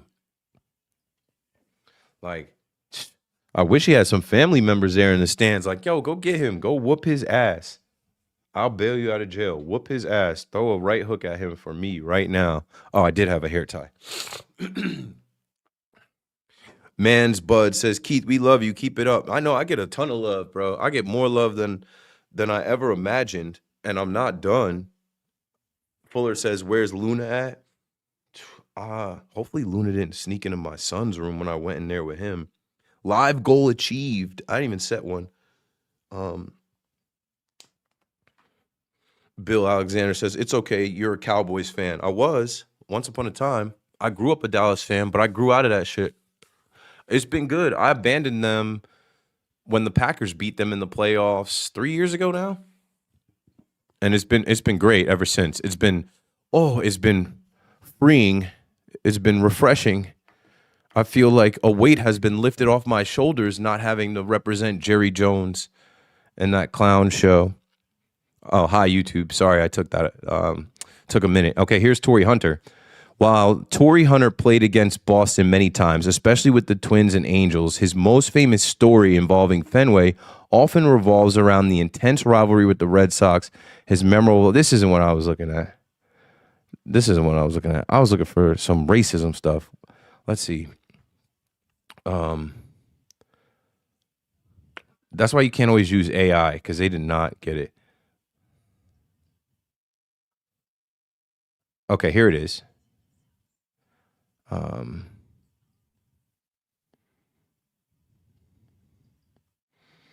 Red Sox. Torrey Hunter's experience is real. In a statement released via Twitter on Wednesday afternoon, the Red Sox made it clear they stand behind Torrey Hunter. Torrey Hunter's experience is real. If you doubted him because you've never heard it yourself, take it from us, it happened. Last year, there were 7 reported incidents at Fenway where fans used racial slurs. Like, you know what? It's some in that dirty water up there in Boston. And like I said, I have some supporters in Boston. I have people that listen to WFAN in Boston that rock with me. They're not all racist. And that's everywhere. Like, that's why like I hate when it gets flipped and when black people try to act like all white people are the devil. And it's like, nah, I have some white people that literally help me get to where I have gotten to in life. I have some white people that are best friend. My best man is a white boy. My wife is white. I grew up around white people that like took me in, helped me, treated me like their own. Never, ever, ever, ever treated me like I was lesser than. But then I also was around some white people that I could just tell by the look in their eyes were like, I'll never forget. I remember being young and feeling racism for the first time and being so confused by it. Like when you're a kid, and now I see my son who is half black and half white, and he's just lovable and loves everybody. And he doesn't understand. Even my mom today was like, does he know that you're black and Nicole is white? I'm like, no, we haven't gotten that far. He doesn't think in black and white. Racism is taught and passed down. But I remember being young, and I remember there was this girl that like, and I dated white girls young because like you date who's around. But I remember this girl specifically did not fuck with me. And then when I realized, I was like, it's because I'm black. Like that feeling when you're a kid is just like is there something wrong with me? Hell no, there's something wrong with them. There's something wrong with her and her parents and her upbringing. But like it's vile. It's so foul. I remember that feeling of being like just so hurt that like, wait, that's what it is? That's why you don't like me? Because I have a nice tan? Fuck. It's never gonna go away. It's racism is as American pie. Okay, so here's the story on Torrey Hunter. I'll read this quickly and then we'll get back to it. 25 seconds before halftime here.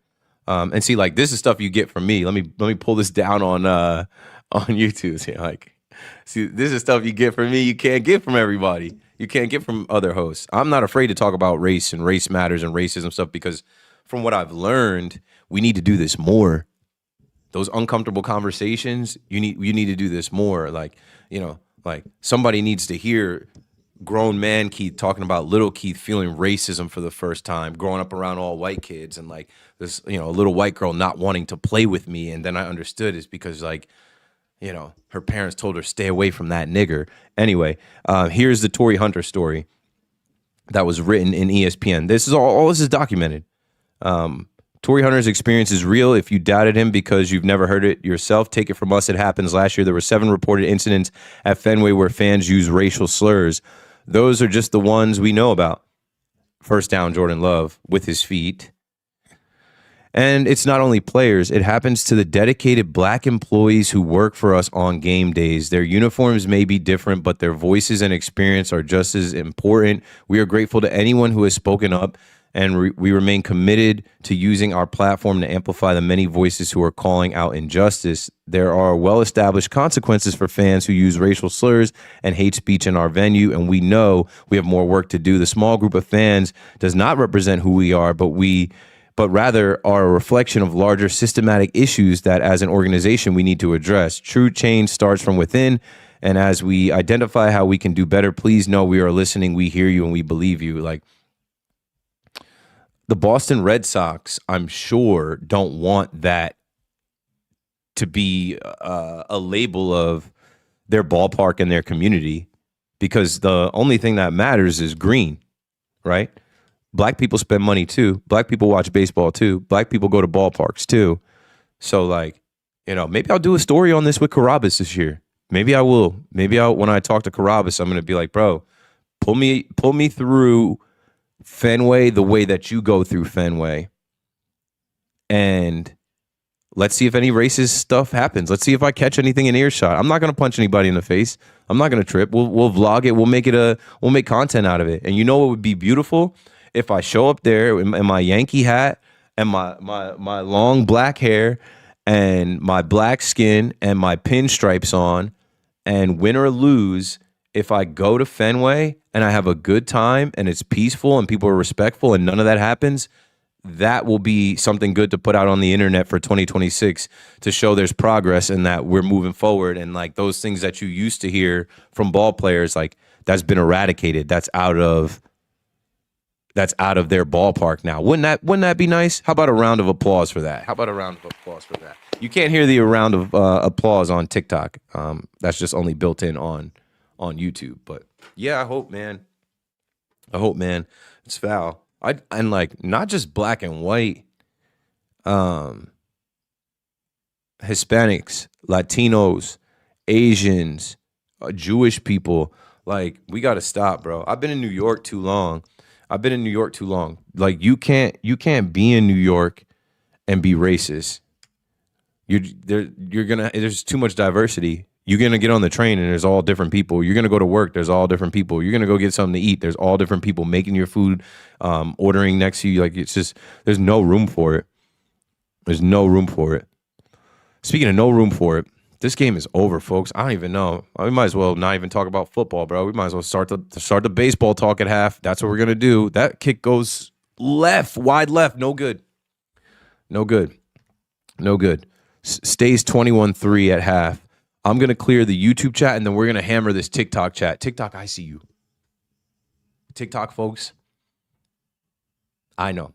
I'm giving all of my attention to YouTube and Twitter, but that's where the money is at, man. Honestly, I made $1,000 this year off of tweets, and I definitely made $1,000 off YouTube. I don't know how much I've made off TikTok. My TikTok is ass. My shit is weak over there. I'm not gonna hold you. It could be better, and I know it's on me to make it better. That's why I've been doing this live. We're approaching 90 minutes on this live. Yeah, I got it, bro. I was trying to Google the article, or sis. I was trying to Google the article for you, but no clue what you're talking about. I got it. I don't know if there was anybody else. I know it was definitely Adam Jones and Torrey Hunter that spoke on it. Oh, Luca Lechoso 9705. Welcome to the stream. If you're on that YouTube, bang that like, and maybe the algorithm will bring some other people in. What I will say about TikTok, as now I have cleared the YouTube chat, TikTok, I'm coming to you, so fire away, and I'm going to go backwards in TikTok. So the most current TikTok chats I will go to, and then I'll go back to where we were. The discovery on TikTok is way better than any other platform, as far as like, you go live on TikTok, 2,500 people will have seen me by the time we get to 9:45 here. That's not the number that's going to happen. Like, we won't even have 2,500 total viewers between YouTube and Twitter.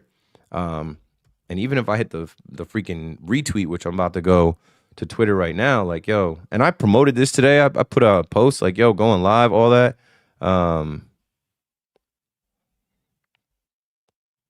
Yeah, I'm looking now. Let me retweet. And then let me add, and then we're going straight to the TikTok chat. And I ain't even got haters over there anymore. Honestly, the haters have died down. I think the haters, the battery that the haters had in their back was, you got fired. And then when they saw I went back in the WFAN and did my shows, they're like, damn it, look stupid now. Like, he didn't get fired. He actually told us the truth. We should have just listened to his ass. He'll never lie. Should have just listened to him when he told us what he told us. Okay, post. And then I'm going to retweet again. I think I'm going to make the lights in here just white so they can straight up see me. And then we're going TikTok chat. And we're going to go fast. Boom.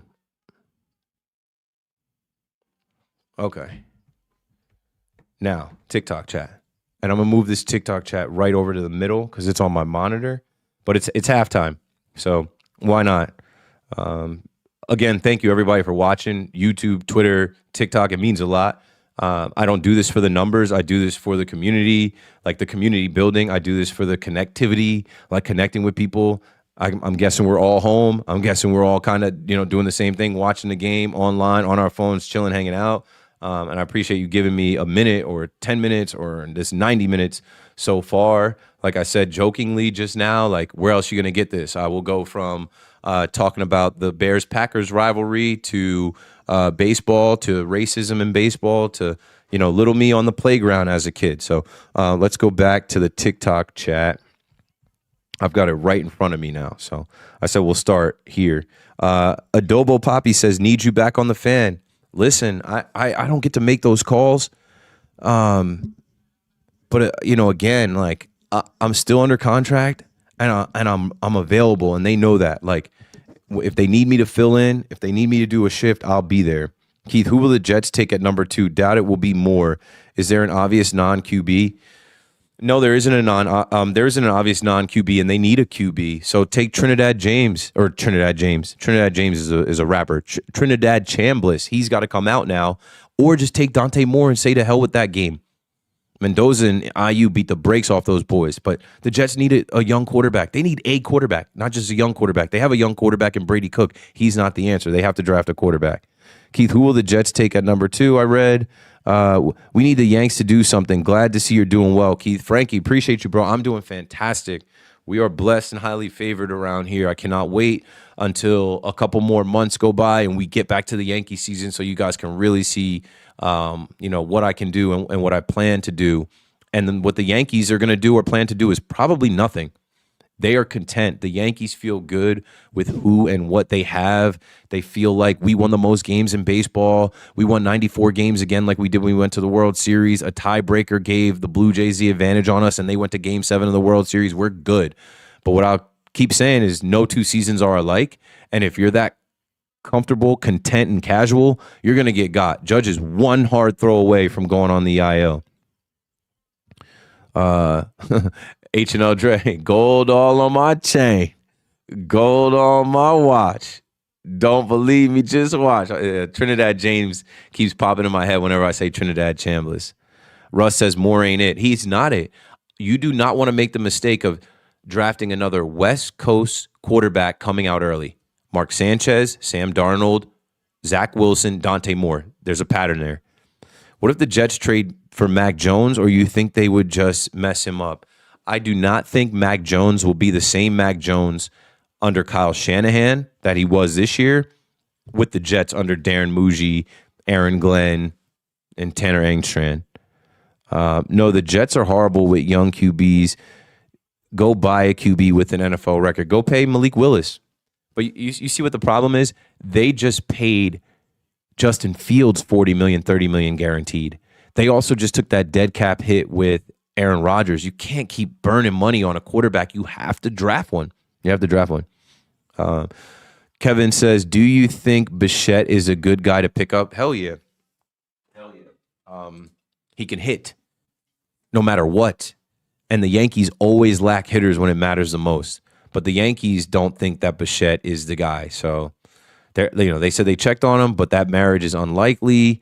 And if they're saying it's unlikely, as in Jack Curry on the Yes Network, it's probably unlikely. Do the Mets make a big move? Yeah, I think the Mets still can go out and get Framber Valdez or Kyle Tucker. I don't think they're done, and I say that because the moves that they made, I don't know if any one of those moves have made their fans say, "Yeah, here we go, we're competing this year." I think most of the moves they've made make their fans say, "Fuck, we lost my favorite players and we're rebuilding this year." And I don't know the mission, and I don't know the strategy, I don't know the philosophy, I don't know what this is, and I don't know if this is going to work. Jets need a whole new team, head coach, owner, and relocation to Queens. I can't disagree, but none of that's going to happen. They can't change the whole roster. They're definitely not getting rid of Aaron Glenn. Woody Johnson will pass that down to his kids. It'll always be the Johnson and Johnson Company family team. And to go to Queens is not out of the equation, but it would be so long from now. Well done, says Orbelly. Yeah, Belly's got to just tell Scott Boras, I want to be a Yankee and I want to be in camp on time. Get the deal done. Spencer Jones, the obvious replacement. Jason Dominguez would be in left field. I think you would see a little bit of a battle between Dominguez and Jones in camp, but I think Dominguez will win that. Dude, why can't you be on WFAN during the day full time? Your Giant take was solid. Yeah, because you know what? Nobody knows the Giants better than a former Dallas Cowboys fan. And I want the Giants to be good. I think it's fucking crazy that the Giants have been this bad because I grew up watching them win Super Bowls. Literally, from like the time I was birthed to the time I was like in middle school, like they were winning Super Bowls. Like those Parcells Super Bowls, I was a baby. And then and my brother was a Giants fan. Like my brother is 10 years older than me. Rest in peace, was 10 years older than me. My brother became a Giants fan from the Phil Simms Super Bowl. Then he watched Tiki Barber and them lose the Super Bowl in 2000 and he was crushed. But then he got those back-to-back, not back-to-back, but beating the Patriots back-to-back times, 2007 and 2011. He went to the parades. Like my brother was a Giants fan. You couldn't tell him shit. And so I think it's crazy. My brother never saw. My brother died in 2015. My brother never saw the Giants really fall off.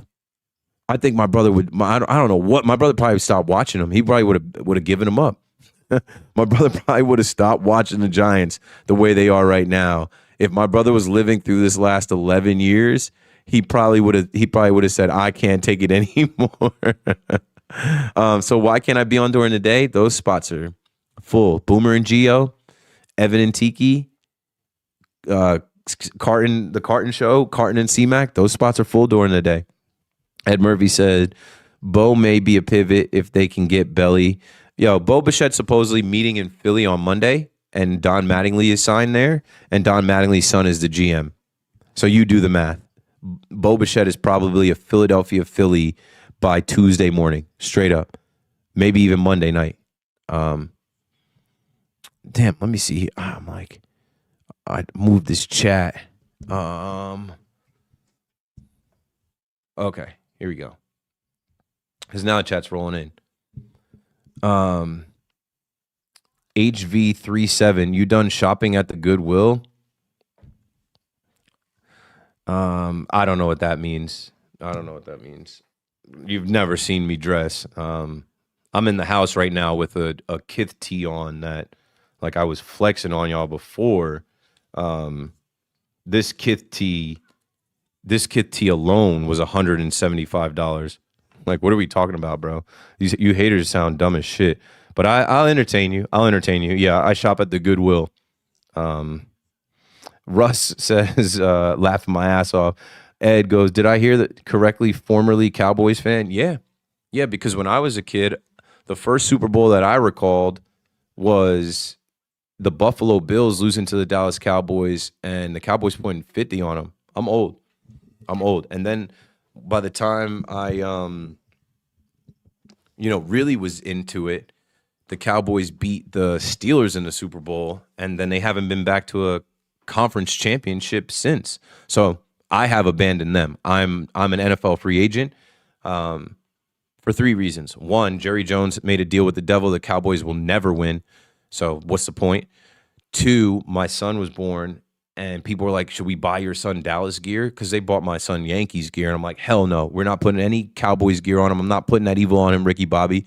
And 3, being in the New York market, which, like, even though I'm not on the radio, I'm someone in this New York market and I'm not going anywhere now. The Cowboys aren't in the New York market. It doesn't help me any to be a Cowboys fan. So business-wise, it doesn't behoove me to root for Dallas at all. So with that being said, I'm an NFL free agent. And then when my son picks a team, then I'll root with him for them. We'll buy, matching hats and jerseys, and I'll take him to games. But I root for the parlays and my fantasy team. Keith, I go back to 1982 Mud Bowl. I was 8. This past offseason, the moves they made, I knew to move on. Yeah, sure. Kev says, the voice of the youth, can you please do weekends? I don't make the schedule. I don't get to make that call. I am available to WFAN. I'm under contract. That's all I can say. I'm under contract. I will be there when they ask me to be there. I did a show on December 29th. I did a show on January 3rd. I'm waiting for my next show. I'm ready to go. It's not hard. James Soto says, people be hating, bro. Yes, but like, I like to be an example of somebody that shows you how to deal with negative comments and hate. You got to let it roll right off your back. It's nothing, bro. Like, you got to laugh at it. Like, you see how I roll with the punches? Like, I flex the shirt that I'm wearing right now in the crib. I'm not proud of the amount of money I've spent on clothes and shoes, to be honest with you. It's stupid. When you see guys like, Zuckerberg from Facebook, or like how they would show Steve Jobs, or these guys, like these like really rich, smart guys. They don't flex Gucci belts and expensive clothes and stuff like that. They wear the same shit all the time. Let's see. Well, this is the most nervous I have been as a Met fan going into the season in a long time. You should be nervous because this is now officially David Stern's team. You should be nervous as hell that this doesn't work and it's going to be bad. They need more pitching. Ed Murphy goes, nothing wrong with the Goodwill. They have name brand stuff. Nah. And like, exactly. Like, what if I did have to shop at the Goodwill, bro? Like, I guess some of y'all never been broke before. Like, I have been. And I've been like not around people that like don't have money. Like, that's not something to make fun of people about. Like who are you to like make fun of somebody where they shop or what their level of like, shut up. You're not better than anybody because you can afford better clothes. I'll beat your ass. Like, what are you talking about? I'll beat your ass in a Goodwill outfit. Shut up. Oh, I thought he was about to throw an interception. Peace, Keith. Miss you on the fan, brother. React. And he says, F the Cowgirls. I'm right there with you. Anybody that disrespects the Dallas Cowboys, I'm right there with you. Dumb as hell. Traded Micah Parsons. But Micah Parsons not playing right now. Bleed blue. Yeah, this area does bleed blue. I know a ton of Giants fans, and they're waiting for Harbaugh to be the next coach and return them to prominence. I'm a Colts fan, but I'm confident we can turn it. Yeah, you got Daniel Jones. You got Jonathan Taylor. You've got Jim Irsay's daughter leading the way. The Colts will be fine. They were rolling in the beginning of this year before Jones got hurt. Yankees and Giants go together. Yeah, from those, old days at the Polo Grounds. We know those stories. Yankees and Giants.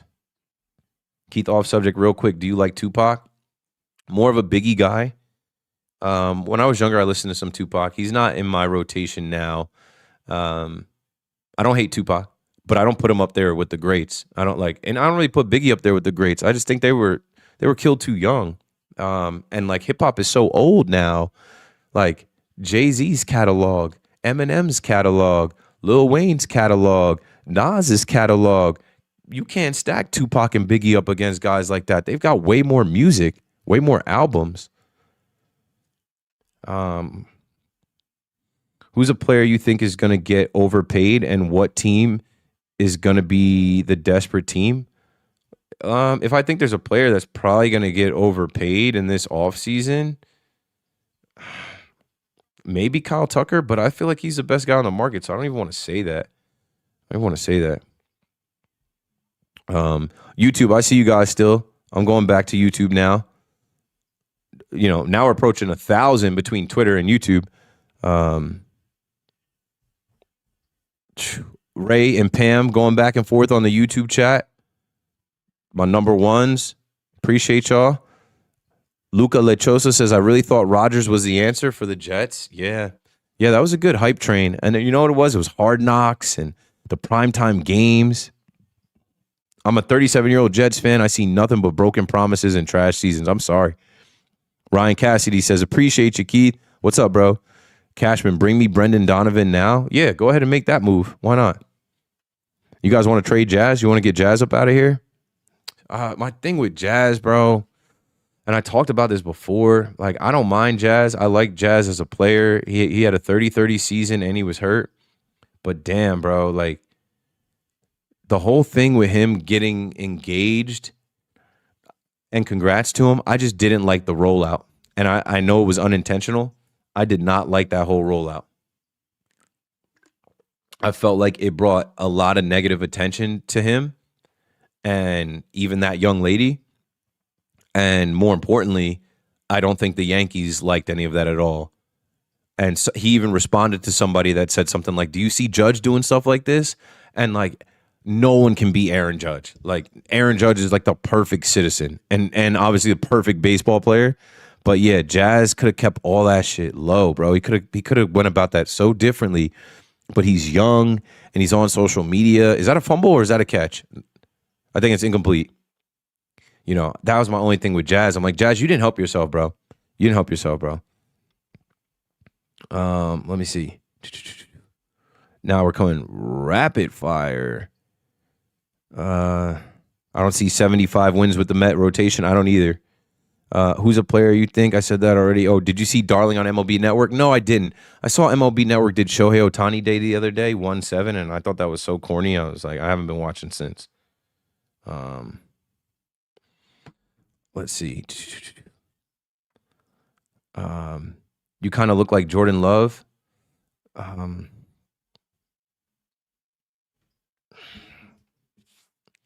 Nah.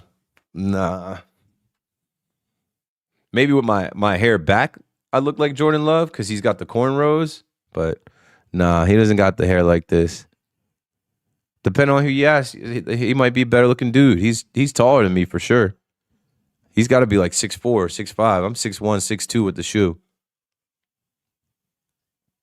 And now it looks like the Bears are coming alive a little bit. I don't want to watch, or I don't want to miss out on watching a comeback now. Let me get this queued up here on my monitor. I can hear Kirk Herbstreit loud enough. I'm going to turn him up a little just so I don't miss this stuff. But, I mean, the purpose of these lives isn't for me to break down football to y'all. The purpose of these lives is for me to answer questions and connect and talk to people. Like I said before, I don't do this for the numbers. I don't do this to make money. I do this for, now they're getting Loveland going. That's probably the way to go. I do this for exactly what we're doing right now. You can ask me anything in the chat. You can see me. You can hear me. Like I said, all night we've been seeing people like, yo, I miss you on the radio. You couldn't do this on the radio. It's hard as hell to get on the radio and talk to me. It's hard as hell to call and actually like get on air. Colson Loveland, they're inside the 15. All right. They're cooking now. Let's see. They threw a banana at Adam Jones, straight up soccer hooligan style. Yeah, that shit's foul, bro. Did you see Jameis and Marshawn on the Manning cast? Tremendous.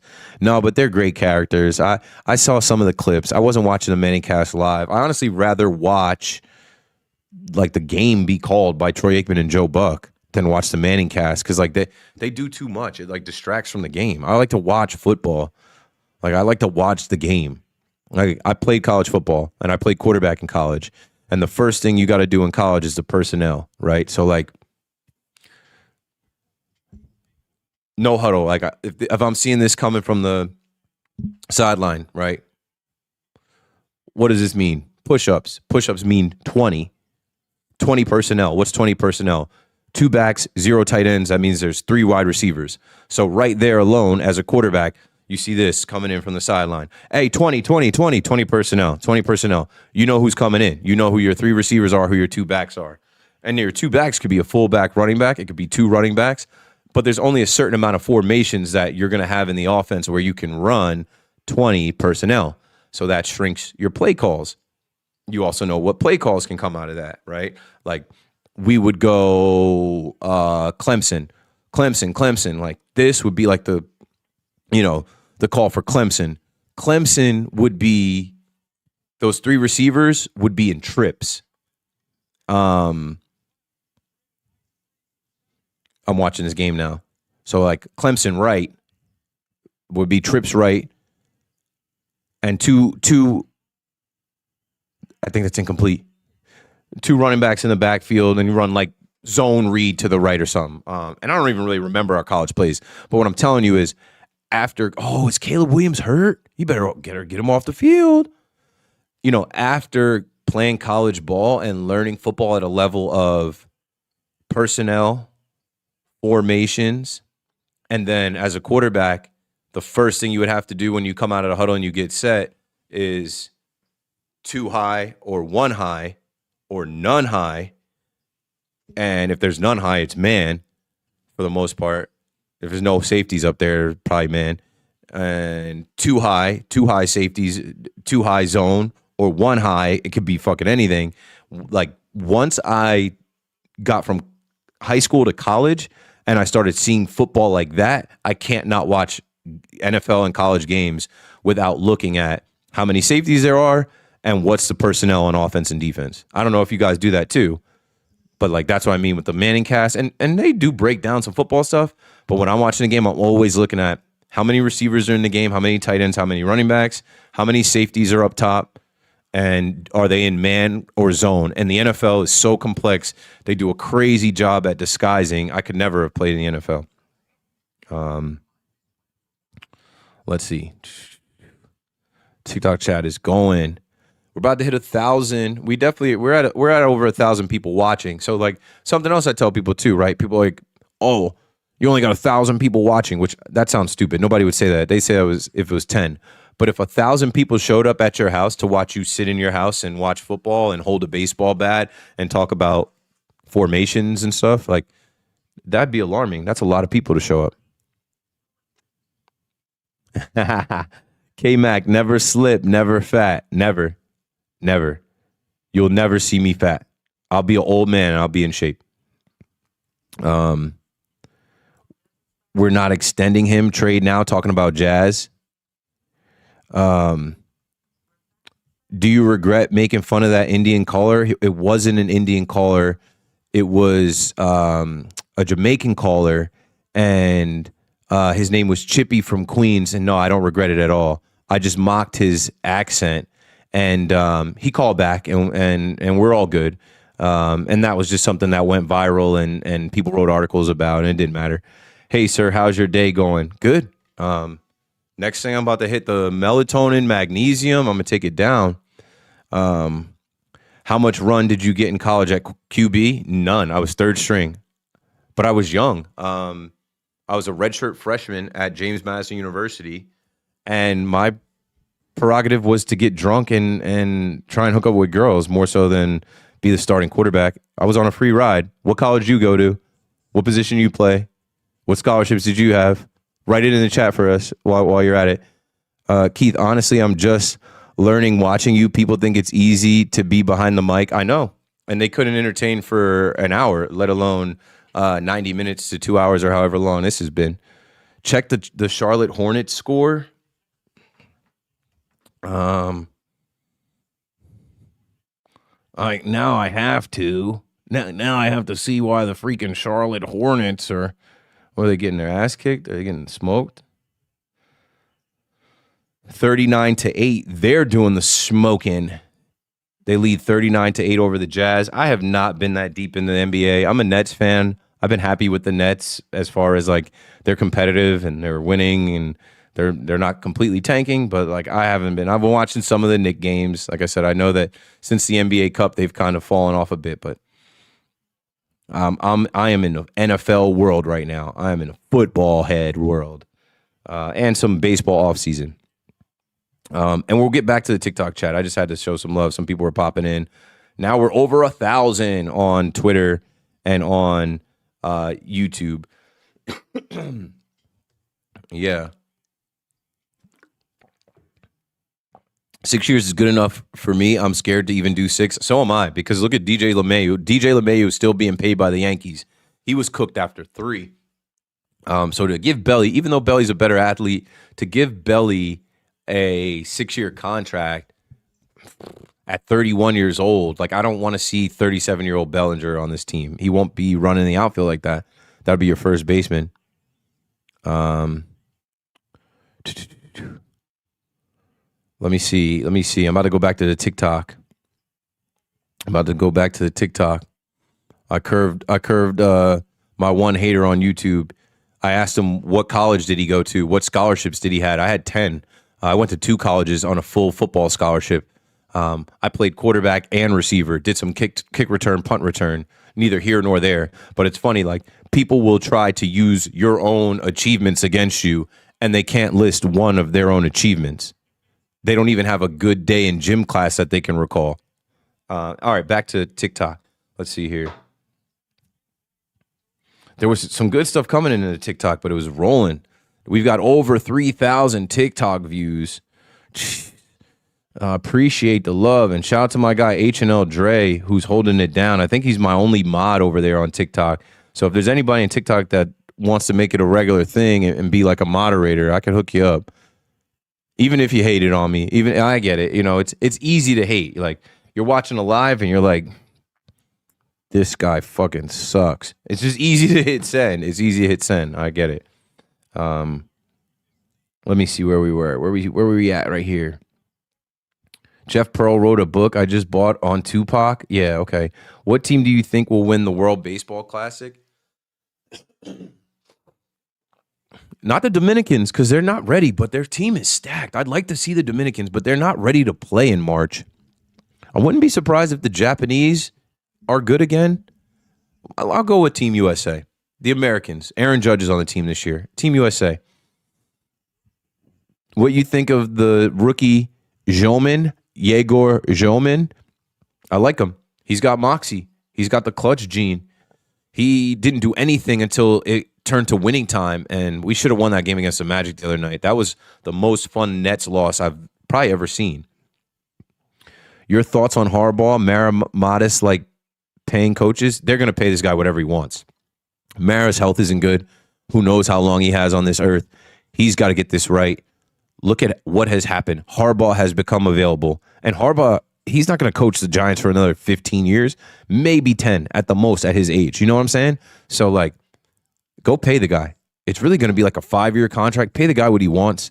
And if he wants Joe Shane up out of there, get him the fuck out of there. Kev pinned. Let's get him to 20 likes, chat, or 20K likes, chat. Yeah, we're almost there. We're at 19K. We're probably less than 1,000 away. Hit like today on the TIKTOK. I got bars. You see how the rhymes just naturally flow, you know? Oh, here we go. JS TB1. I got a full ride for academics. I make 200K from home now. Good for you, bro. And like, I honestly mean that. Like, it's impressive to get a full ride for academics. What school did you go to? And like, we'll take your word for it that you make $200,000 at home. I hope you do. That's awesome. That's awesome. But nobody knows who you are in this chat, in this live. So, like, you could be telling the truth. You could be making it up. It won't change anybody's day. We'll just take your word for it. Thanks for watching. Let's see here. Some people are saying Japan in the World Baseball Classic. How did you become a Yankees fan? World Series. Watching them win the World Series. 96 World Series. They weren't supposed to win that one. And then by the time I was really like a bandwagon fan, 98, 99, 2000, done. That was hard as a kid because like you were just under the impression as a kid that the Yankees were going to the World Series and winning it every year was a tradition. It was like October comes, they're guaranteed to win. Then when they lost in 2001, it was like, damn, did that really happen? Keith, how do you think my Saints will do next season? They found their quarterback. They can use that top pick on something else. I like their coach, Kellen Moore. They'll be fine. That division's wide open for the taking. John Harbaugh is not about to go coach the Falcons, so what's wrong with the Devils? Where do we start? I think I read today Dougie Hamilton's open to being traded. Fuck. The Devils just can't get right, bro. They can't consistently get right, bro. They can't consistently get right. There's just always some. I knew they were cursed when Jack cut his hand. I knew they were cursed when Jack cut his hand. UMass, Princeton. JS T1B, I'll take your word for it. You're a full academic Princeton grad making $200K at home, asking Keith McPherson about an Indian caller that never happened. Like, good. I don't know. I'll take your word for it, bro. Thanks for being a fan. Thanks for being subscribed to my YouTube. I'll take your word for whatever you write in the chat. You got it, boss. They're trying to get the run game going. They don't have time to get this run game going. 21-6. The Bears going out sad. Going out super duper sad. The TikTok chat is moving so fast. Are you disappointed the Yanks are moving on from Bellinger? No, because he's not signed anywhere yet. It's not done. You know what I'm saying? Like, it's not done. We don't really know. We don't know. We don't know anything. You know what I'm saying? We don't know who is who and what is what. And, like, we don't know. It's not done. And, like, I don't care. Belly, like, I already said, if Belly wants that much money, see you never. It was good for a year, but not that great. Like, what did they win last year? And what did Belly do in the postseason last year? You know? I know he hurt his heel in that Boston game because I remember watching him come home, slide home, and I knew he was compromised. Like, I knew his heel was fucked up. But, like, if Belly wants that much money, they're not going to give it to him, and he can go elsewhere. It is what it is. Wasn't Frank the Tank an accomplice when Jack Hughes cut his hand? Yeah, bro. For some reason, Frank the Tank, for his 50th birthday, like he's a Make-A-Wish kid, like he's a 13-year-old whose dad owns the team. For Frank the Tank's 50th birthday, he got to eat dinner at a steakhouse with the New Jersey Devils. They were in Chicago at Chicago Cut or the Cut, something like that, like a special steakhouse in Chicago. And yeah, Jack Hughes cut his hand and was out for like 2 months. Ridiculous. Man, TikTok chat rolling, and we're at 22K likes on TikTok or TikTok. You guys eat Tic Tacs? Nobody eats Tic Tacs anymore. No, there's just way better gum and mints. Tic Tacs are like a thing of the 90s, early 2000s. Frankie says you should start doing cologne reviews. My mom works at Macy's and hooks me up with all of the finest of scents. Do I smell good through the camera? I must have just came across as I'm wearing LeBlanc today, but I used to wear Diesel. I used to wear Dolce. Dolce had really good cologne for a while. Prada. But right now I'm wearing LeBlanc. I think it's called LeBlanc or Mont Blanc. Let's see. FM129 mocking any caller's accents today. Yo, like the thing about it is like, yo, I mocked a caller's accent and nothing happened. I mocked somebody's accent and nothing happened. But here you guys are some 2 years later still talking about it. Like, you boys are weak as hell. I did that shit at 1:45 in the morning. It was a grown man who called the fan on some dumb shit about, he was saying I was crying about the Yankees. I remember it was like Subway Series, Yankees versus Mets. And who cares? These are grown men in the middle of the night calling the radio station screaming about the Mets. And his accent was so strong, I couldn't understand him. Also, he was a Jamaican. I got the locks like a Rasta, original rude boy Don Dada, shaky warrior sleeping in the streets. Lord of mercy. So that's why I did it.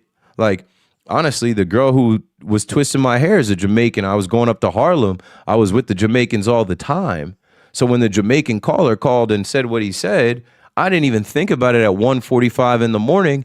I mimicked him. Everybody wants to say you mocked him. I mimicked his voice. I did an impression of his voice. And people were like, oh my God, he's racist. Yeah, I'm racist. I'm racist for doing a Jamaican accent. Please. I'm the one that looks like the Jamaican. I'm the one that gets all the racism. Snowflakes. People are soft as baby shit. It's like, damn, like people couldn't take a joke. And like the funny thing is, like, some people were online actually defending me, like that shit was funny. And the guy, the actual guy, the caller, called back and he said, and I can do an accent. I can do his accent again because he's like, "Oh, last time me called the fan, you didn't understand me. You did not know my accent." I said, "Yeah." And you know what, Chippy? I got on and apologized because I talked to Steve Summers about it. And Steve Summers said back in the day he did an Asian accent. Oh my, what? Steve Summers, the legend Steve Summers, made fun of an Asian's voice? Yeah, and he said, Keith, nobody was able to record it and put it on the internet, and Awful Announcing couldn't write on it, so like it passed. He's like, this will pass for you too. Just apologize. And so I got on the fan the next day and I apologized. I was like, please. I'm like, if you guys think me, the only black host, the youngest host, is racist or trying to alienate anybody, you're mistaken. I said it's banter between grown men. At the time, I didn't apologize for it because I didn't think it was serious. I mocked the guy because what he said I couldn't understand, but he called back. Because you know what? The next day I apologized and I said, Chippy from Queens, call back. Everybody here is welcome. I don't know any of you. I don't know who's calling over that phone. I don't know what you look like. You guys know what I look like. You guys know who I am. But like, I'm not trying to offend anybody. We're all welcome here. And Chippy called back a couple weeks later and he referenced the call, but nobody picked that up. That they didn't write an article about that.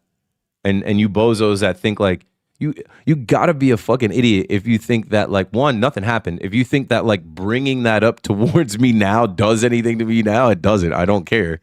I apologized, and I apologized to the man himself, and he called my show and continued to listen to my show. So like, who are you to be on that? Stupid, you know? Stupid. You know, there's a lot crazier things going on in our world than a nighttime radio host mocking a Jamaican accent of a caller at 1:45 in the morning 2 years ago now. That was 2024. He lived. He was okay. And he kept listening to the show and called back. I lived. I'm okay. I talked to my bosses about it. Like, I didn't get fired. I didn't even get suspended. So what are we talking about? What are we talking about? You know what? Because it's like, and talking to my bosses, they know I'm a good guy. There was enough of a track record of me being a good guy and being nice to callers, being gracious to callers, talking to kids on air, talking to people that are, you know, challenged or have some type of there was enough of a track record of this guy's not malicious. This guy is not mean-spirited. He didn't do it in a way to try and hurt someone's feelings. He did it in a funny way, being a host. And like, I was 1 foot out the door. I remember that show ended at 1:54 and I went to the game that night. And I think the Yankees lost like 13-2. I was so over it. And I was so over it. I did not care to talk about the game. I was so ready for that show to end, bro. I was like, this shit's corny at this point. Like, it's almost 2 a.m. We're still talking about this game. Like, I'm done, bro. I'm done. But you know what's super corny? There's still people in this chat in 2026 like, how do you feel about mocking Indians? Interception. Caleb Williams just threw another interception. This game's raps. This game's raps. And yet, Capone, listen to you and John Heyman live. That shit was comedy, right? And people wrote think pieces about that. People did whole podcasts about that. Oh my God, I can't believe Keith McPherson would say such things to John Heyman. What, the same shit everybody else says? You guys tripped me out. That wasn't original material. I was just reciting what I read on Twitter for years. Yeah, Chris goes, you broke him that night. He cried. Yeah, I was trying to be nice. I did. And then like once he got off, I was like, it must be bedtime, bro. Old man must got to go to bed. It's like 8:30 at night, bro. My bad. But nah, we got to the bottom of that. But you know what's great? Like, I have moments like that are forever remembered in the history of WFAN. Good, bad, whatever. There's no such publicity as bad publicity. I learned that early. Good, bad, indifferent, be remembered. I'll be remembered. I'll be remembered for good stuff too. If you go to my Instagram, I posted a call today. Nobody ever references stuff like this, right? Let me see if I can pull this up. Oh, did it not upload? I don't think it uploaded. It's uploading now. Man, 2 years ago today, I got a call from Sam in Monmouth County. Listen to this call. Listen to this call, bro. This call broke me down. Since the first day, and I never wanted to make this phone call because, you know, it's a little bit morbid, but since I'm sorry, I forgot the guy that you have on right now, his name. Eitan Levine, first time. Eitan Levine. You said you're a cancer survivor, and Keith, I gotta ask you forgiveness. I wanted to make this phone call for 6 months. My brother, who was my roommate, died from a sarcoma, from a tumor. And I'm from Monmouth County. I used to drive up to Sloan Kettering for about a year every day. And I would make sure that I would only leave when you were on the radio. Because after, like, you know, just watching my brother wither away, you know, I needed to, like, get out of the zone and just to relax and to enjoy my night. And the only way that God, you know, helped me get out of it was because I had Keith McPherson to listen to every night. So, how come y'all don't bring stuff like that up? How come y'all don't bring up the good that I do? Huh? Haters want to join the chat and talk about me mocking someone. How about you talk about a young man losing his brother, watching his brother wither away, losing his life to cancer, and him driving from Monmouth County up to New York to Memorial Sloan Kettering, and the only thing that gave him the strength and the comfort while he made that drive an hour and then also made that drive an hour back, he was going up there on nights that I did a 5-hour KM to AM from 7 to 12. Because I told the story on air about my brother's death and losing my brother and what that did to me, how that changed me, how much that hurt me, how much that broke me. I was vulnerable enough to get on air and talk about losing my brother on the night that it was the anniversary of us losing Kobe Bryant. My brother and Kobe were the same age. They graduated the same year. My brother took me to Madison Square Garden to see Kobe when I was 12. And it changed my life. That whole Mamba mentality and watching Kobe, like, it gave me something to look up to. It gave me something to admire, something to model myself after. Belief in yourself. And so Sam in Monmouth County called, and he said it took him 6 months, but, you know, Eitan Levine was on, who was a cancer survivor and that got treatment at Memorial Sloan Kettering, and that made that young man reach out on the radio. With everybody able to hear, he expressed that he lost his brother, and he's a complete stranger to me, but I was there for him in the form of radio. How come y'all don't reference that? Because you could be a fucking loser and talk about other stuff. It's just easier to go for the nonsense, the clickbait, Keith sucks. He mimicked the guy. Oh, Keith said this to John Heyman. Like, no, I help people. I touched a lot of people. I was there for a lot of people. There's this young lady, made me cry. The night before Thanksgiving, she wrote me a disappearing message on Instagram. Hell, she could be watching right now. She said her mother was dying and her family had to watch the mother through shifts. And her mom was like hooked up to some system or whatnot and, you know, monitoring her heart rate. And the young lady said that she would take the night shift because I worked the night shift on the radio. So she'd be sitting there watching her mother, but listening to me on air, tell my stories or react to the news or go over the games and make you laugh or make you think. And like, it would take her out of her situation. And she lost her mother at night listening to me on the radio.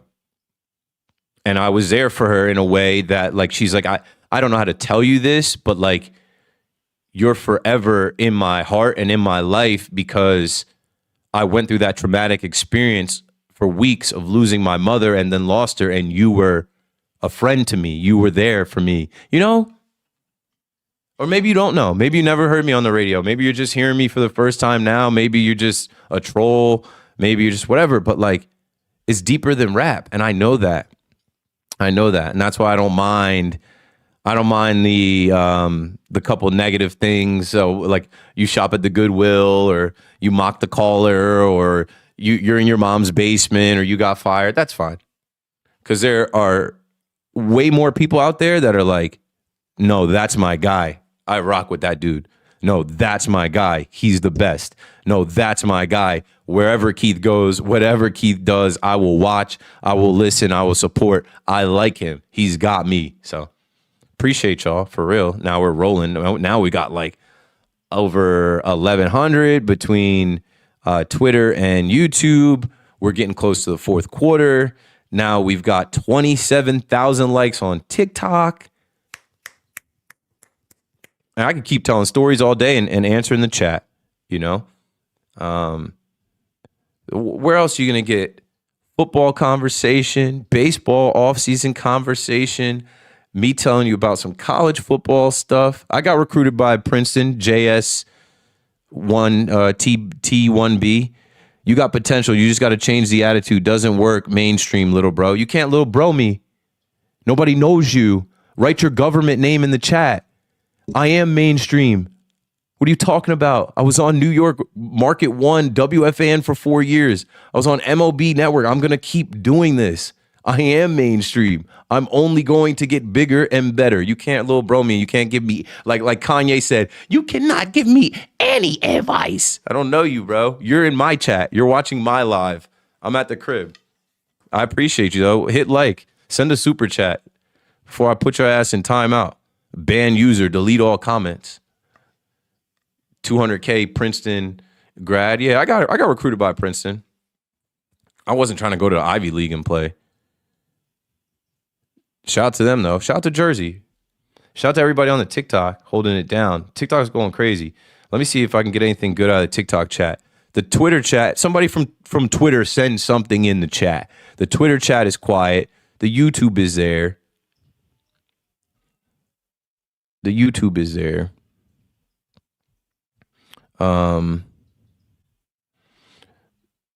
JP says, McPherson brand, what up, bro? Just checking in. I'm chilling, fam. We're good, bro. Baby is asleep. The baby is knocked out. My wife is with her friends. And so that gave me an opportunity to spend some good time on live. We've been live for almost 2.5 hours. Bless it. I want people to know I'm good. I'm great. God is good. God is great. I got LED lights. I got a Shure microphone, an Elgato 4K cam, TikTok Studio, StreamYard. I got a monitor with Amazon Prime streaming the game. What else could I want? Fourth quarter. Throw the fours up. Let me see what color we're going to change to here. I was rocking with the green for a minute. Let's go red. But red sometimes is like pink. Let's go red. Yeah. A little red hue. Ryan Cassidy, what up, fam? I said somebody from Twitter, throw something from Twitter. Ryan Cassidy said, what up? What up? Good to see you. I be here most of the time, too, when I see you. Yeah, I know. People be checking in, and like, a lot of times this stuff gets played back later. You know? It's like I'm in this space right now, which is cool as well, because, like, there's some people checking for me now in a different way. There's some people that haven't ever heard of me that are like, all right, let me check them out. Like some people that weren't listening to the radio. And as time goes on, like we're approaching 2 months since I stepped down from my radio job. Things got to evolve or dissolve. Things got to change, bro. And I am so excited for this year, and what's to come. I'm so excited for when it gets warm and we get to baseball, because that's when I really get cooking anyway. Once we got baseball games on every day, it's a different playground. Once we got baseball games on every day, you know what I'm saying? Was this Live Fest? I don't know shit about this. Live Fest. I got set a goal or something.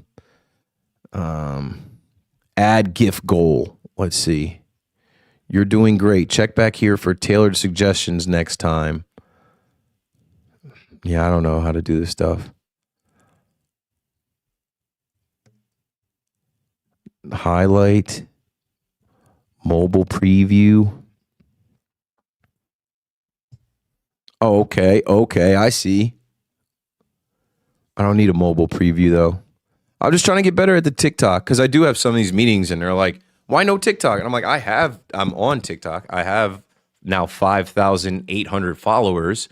I gained 27 followers on TikTok tonight, which is cool. So go ahead and hit like on TikTok or hit follow on TikTok if you're not following and you're pulling up. There's 49 of you in here. Are all 49 of you following me? So yeah, I have these conversations. Instagram is where it needs to be. Twitter's where it needs to be.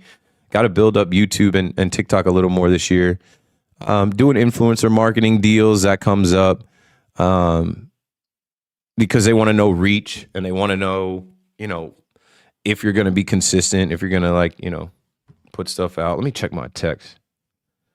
Let me see. No worries, man. Do your thing. Just did. My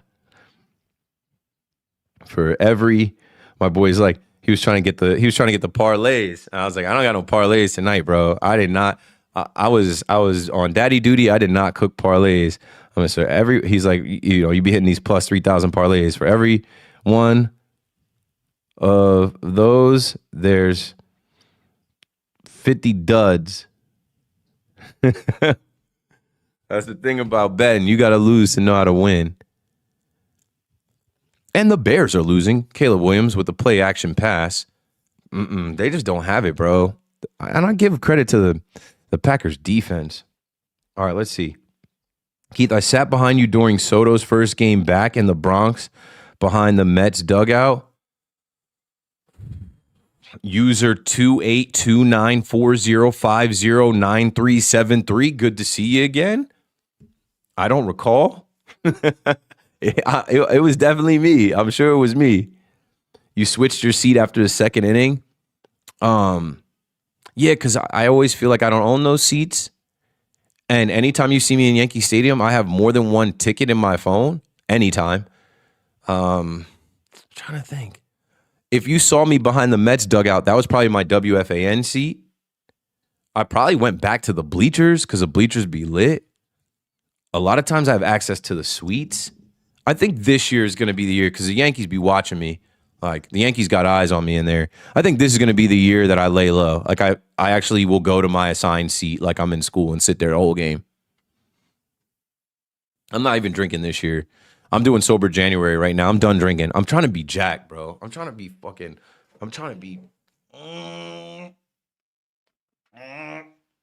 yoked.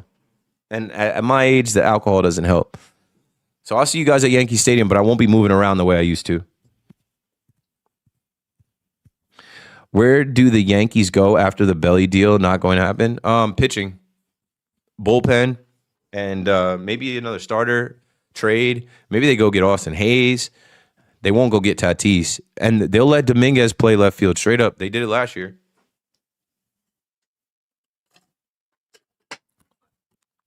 No, I'm not 50 years old, but I'm 37. So I know I look like I'm younger than I am.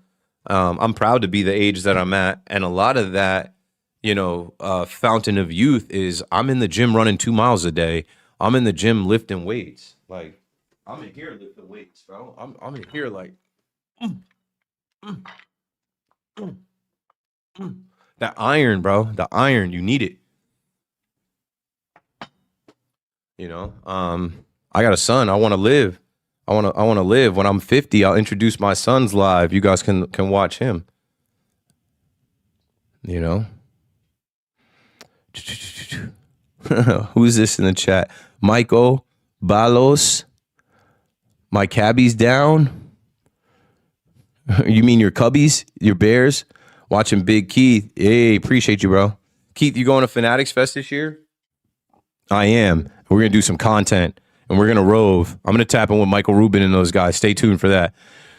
Keith, you should be Carton's co-host, bro. No offense to C-Mac. Just think you'd be a better fit. I disagree. I'll smoke Craig. It would be the Keith McPherson show featuring Craig Carton. Nah. I what I'll say, and I did this earlier. I guess I have more respect for Big Mac than the regular person because I know what he's done in the building, and I think he's a good host. Now, is Big Mac the like he's not me. He's not the digital person I am. He's not running around Yankee Stadium like I am. But as far as being on the radio as a radio host, that is Big Mac's thing. And that's what he's been working on for 18 years. He's good. And he's got the rapport with Craig because they did the show together, Carton and Roberts. He produced his show last time Craig was here and left. Been around the world and I can't find my baby. My baby's sleeping right over there. We're good. We're in the crib. You've been watching BT Unleashed? Yeah, shout out to BT. BT, you want to talk about BT? I watched go from 500 subscribers to 13,000 subscribers in like a month. Very impressive. And it shows you BT did 10 years of national radio and then he did local radio. And BT is 50 years old. He's got it, bro. He's got that built-in fan base listenership. He's good. He's good. BT will have whatever he wants in the YouTube podcast world. You know, and so some people see that and they're like, yo, is that what you're trying to do? Nope. Like I'm a lot younger in the industry. I'm a lot younger in my career. I'm a lot younger in the fact that like I could do TV this year. I could do radio this year. I'm still under contract at WFAN this year. I could do modeling this year. I could do some acting this year. I'm doing some castings. Like there's just so much more that I could potentially do. Like I don't know how to put that like all out there in words for people that are like the radio was amazing, but it's not my end all be all. It's not career suicide for me. I'm not done. Like, you know, me stepping down from doing nighttime radio is not it. I need a day job. And I can't really get a day job on the radio. Definitely not at WFAN. There's no slots available. And then also like I'm under contract. There's a non-compete. Like I can't just go to ESPN radio and start working during the day. I'm under contract at WFAN. What's Sal doing then? Sal's doing SNY. He's on TV every night on Baseball Night in New York. And I did just see, it's funny you said that because I just saw Sal tweet. He tweeted something about Ben Johnson, and I realized his profile picture was different. And now his profile picture says the Sal Licata Show, and it looks like an AI cartoon of him. So I guess he's launching the Sal Licata Show. But he has recently been on with Stugotz a lot. And Stugotz is on Fox Sports. So like, you know, it's tough. Like I left WFAN on my own terms, on my own merit. It was my decision. Like I sent my emails and my agent called and I stepped down for the betterment of my family situation. For like it like okay, like it hit a level of like this is not working for me at home anymore. And my boss is basically, what could they do? What can you do when a guy comes to you and says, it's a family decision. My wife and I decided I can no longer work nights anymore. They're not going to be like, okay, well, we're firing Boomer tomorrow and you start at 6 a.m. Like, like that's not on the table. But I've got a ton of respect for BT and Sal because they did not leave on their own terms. And they were pros about it. And shout out to Mitchell and Fort Lee. I remember I was getting a fresh fade. I was getting a fresh cut. And I left my barber. My barber lives across the street from my mom. And I go to my mom's and my phone starts blowing up. And I had a couple missed calls, but I actually answered for Mitch and Fort Lee. And Mitchell and Fort Lee's like, Keith, are you seeing this? And I'm like, seeing what? He goes, go to Twitter, go to your phone. And I'm like, all right. And I see, it was like New York Post leaks that Craig Carton is coming back to WFAN. Now, mind you, that was Tuesday, December 2nd, which was a week and a day after I did my breaking news. I'm no longer the nighttime host at WFAN. Nobody's going to break my news. I'm breaking my news. Like that was a week after I did that. And I had no idea. Mitch is like, did you know this was coming? I'm like, no, dude. I'm like, I go in there, bro. I go to work at 10 p.m. All the decision makers been home for hours. I'm the youngest guy on air. Nobody tells me shit. Like, you guys like are losing it if you think that like they're like, hey, Keith. I'm like, I made a decision that I could no longer do nights when I hit my 4 years. That was the race I was running. And it wasn't my contract. That's two people were like, oh, his contract's up. My contract's not up. You ever hear of an extension? Like, you ever hear of multi-year contracts? It wasn't a year-by-year contract. But I got to my calendar 4 years, and it also lined up with Thanksgiving, where I wanted to go into Thanksgiving and have a clear head and not be stressed and not be tired and not be fighting with my wife and my son and having to juggle all of these things. And then when the news came out about Craig a week later, and they wrote that like Evan and Tiki would stay, which means Evan and Tiki knew about that and Sean Morris, and that, presumptively BT and Sal would be the ones getting the chop. They were on air. It was like 11:43 a.m. that article came out. They were on air. And what I'll say to wrap that up is like, I've got a ton of respect for those guys at age 51 and 47. They are radio professionals that have 20 years of experience, and they carried themselves professionally. I don't know if I would have been able to do that, because I got a lot of FU in me. I got a lot of like rogue rage. Like I probably would, if I would have been on air and saw that and known that, like, okay, I'm getting kicked to the curb, I'm getting pushed to this. I would have probably been mad as fuck. I probably would have been so mad.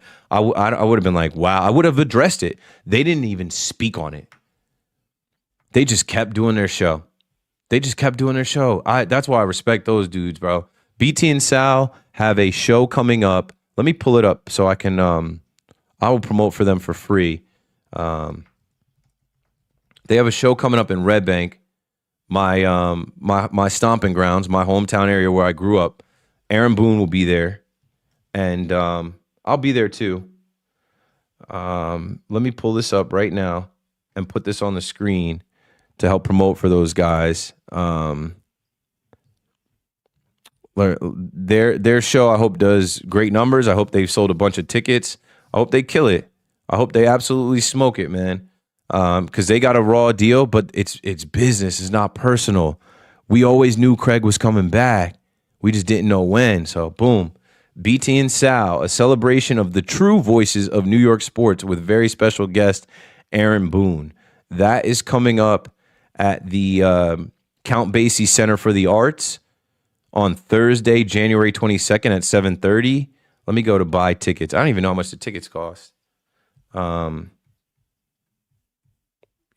not trying to buy a ticket. I'm trying to get the free, yo. I'm trying to get just let me in through the back door. Feel me? I'm promoting. I promoted.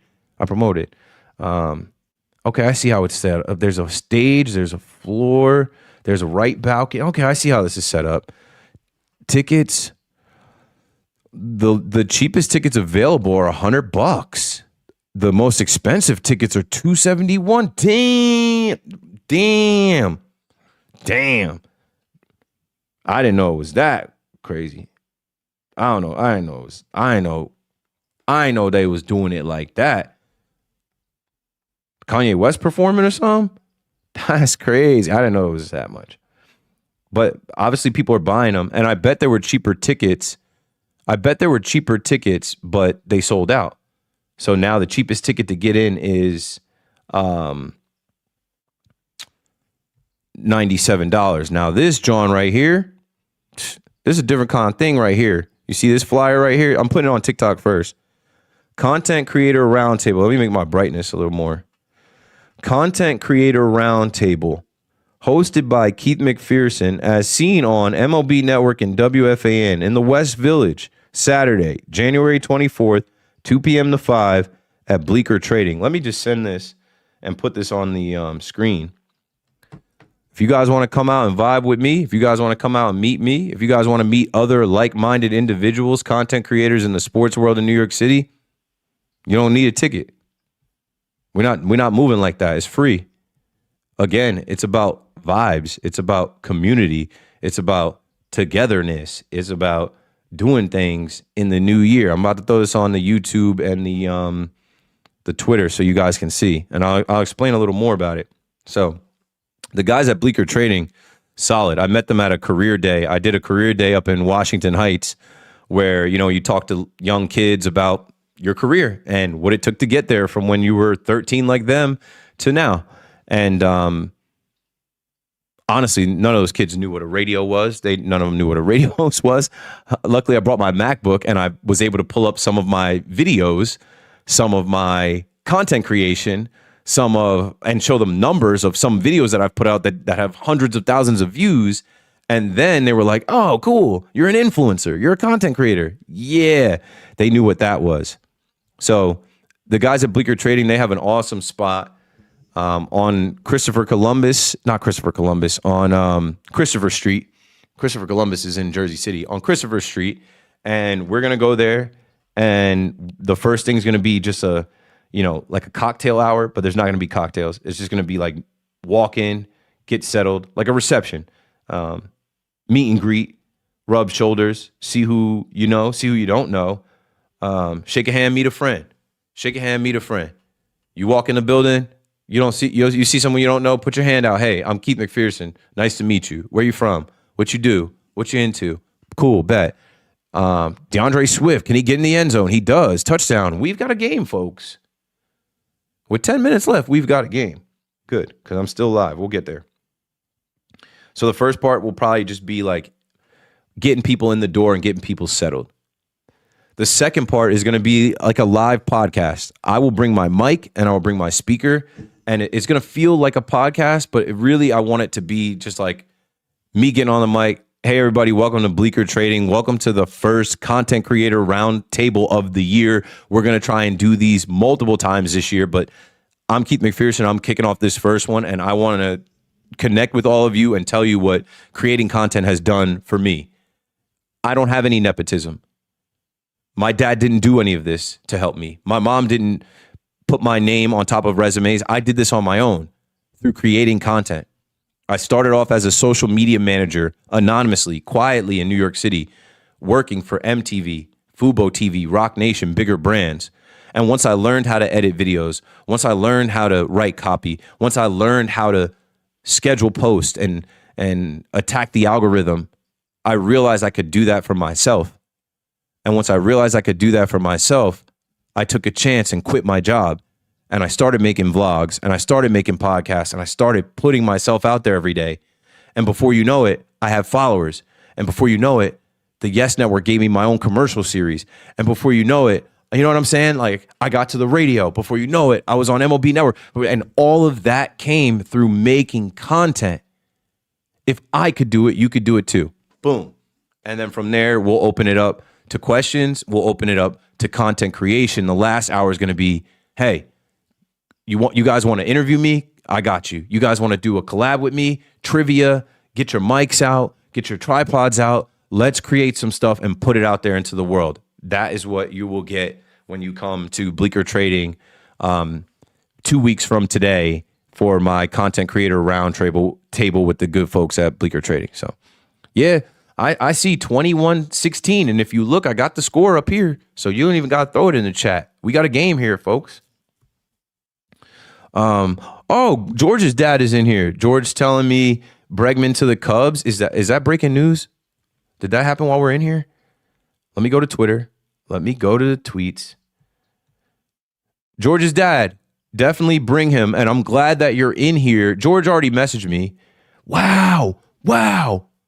Breaking news. They're lit in Chicago, boy. If they pull off this comeback win and they just got Bregman, wow.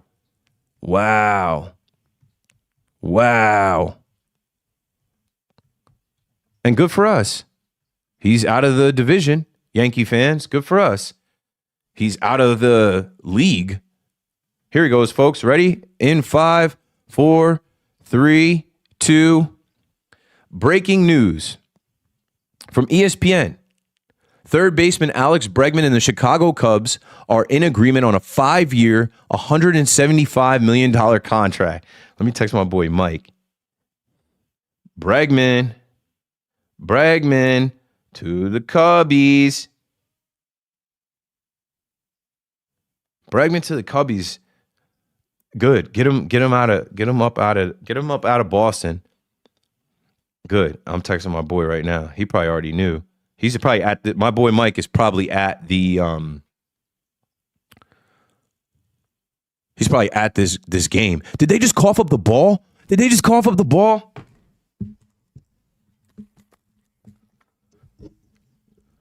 Hold on, folks. Too much is happening at once.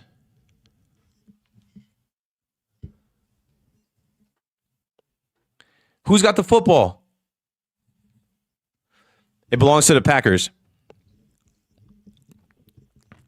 Green Bay got on it. Wow. Good Peanut Tillman punch. Punch the football out. Great punch.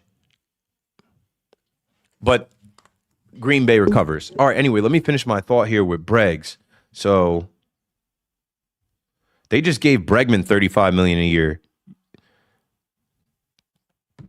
Belly ain't getting 35.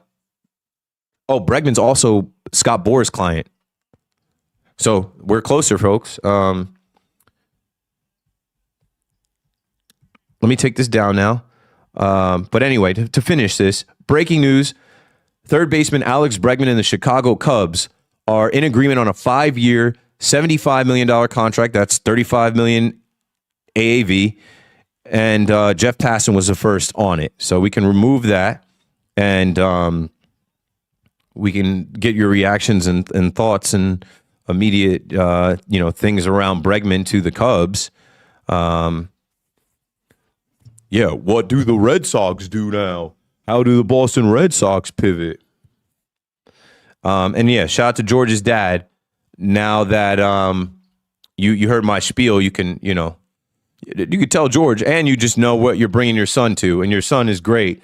You just heard me start my whole spiel off like I didn't have any nepotism.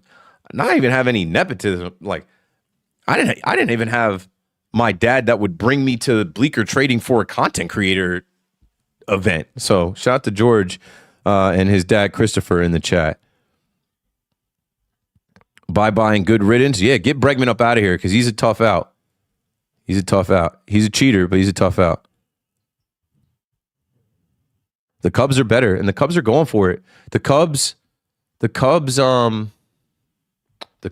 for it. The Cubs are going for it. Edward Cabrera.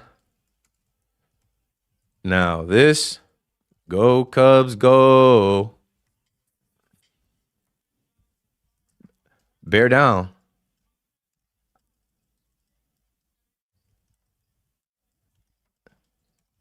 I'm tweeting. And let me fly the W. Because this is good for us, Yankee fans. It's good for us because Bregman's out of the division. It's also good for us because now that's another client that Boras is done with and can focus on Cody Bellinger. Get Cody's deal done. Stop the bullshit. Get Cody's deal done, bro. Get Cody's deal done, bro. Stop playing games. Stop playing games. All right, TikTok chat went off while I was doing other things. But yeah, Bregman to the Cubs, they're stacked, bro. They're also probably not bringing back Kyle Tucker. Take them out of the Kyle Tucker sweepstakes. Tucker's going to go to Toronto. And that's not great for the Yankee fan. Love slinging it. Woo! Almost picked. All right, let's see what the TikTok chat was saying. Anthony, did you go back to WFAN? Yeah, check my pages, bros. I did a whole troll video. I did this whole troll video where I pretended to be locked out for the dum-dums that don't know how to listen. Where is it? I did a whole video for the dum-dums that don't know how to listen when I told them I wasn't fired, but they wanted to believe I was fired. I did the whole Jamal Adams thing, and then I gave him the Thriller smile, like, got him. Like, yeah, I did 2 shows. But listen, it's not about me. It's not about me on WFAN right now. It's about Craig Carton. It's about After Hours with Tommy Lugauer, the new shows, you know? Chris says, what's up with only saying Yanks are moving on from Bellinger? Because 2 can play that game. The same way that Scott Boras can play the game in the media with John Heyman and information that Bob Clappish has. Like, believe what you want to believe. I'll believe it when I see it. When I see a deal get done. Like I just saw ESPN and Jeff Passan put out that Bregman to the Cubs. I believe that's a done deal. Belly ain't signed yet. Yeah, like, I got to get you up out of here, old man. It's past your bedtime. What don't you understand? Do you think that there would be any reason for me to be demoted from WFAN? I stepped down for the 1,000th time. For the 1,000th time, and now you're banned. I gotta delete the comments, bro. If you're a hater, why you just spend an hour in here watching me? If you're that dumb, you can't listen to what I'm saying. I was not fired. If I was fired, I wouldn't have went back and did any fill-in shows. Ooh, Matthew Golden's gonna score his first touchdown now. Wow, what a time to score your first touchdown. Your first career touchdown. Answer. Wow, what a time to score your first career touchdown. Golden. That was sick. They motioned him out of the backfield, swing it to him, and that's where the speed comes in and the strength to break through the tackle, step over a guy. Woo! All on his own. All on his own. What a game. I like this kind of party. Oh, and he misses the extra point. So 11-point game. 11-point game is a touchdown, 2-point conversion, field goal. Hold on. Touchdown. Touchdown. 2-point. Field goal. Ties it.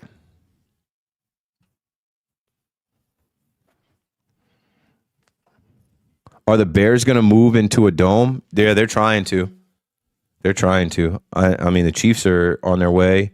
It's just a way because, like, you want to be able to host the Super Bowl potentially. And, like, these outside cold weather games, it's a thing of the past. It's a thing of the past. Oh, George pulled up. What's up, Keith? How do you think this could affect the Nico Horner market?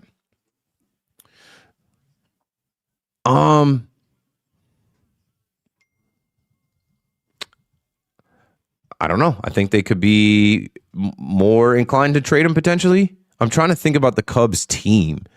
Let me go and think, like, because like Bregman is going to play third or second, right?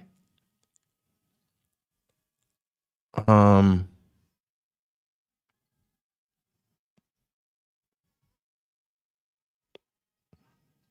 don't know.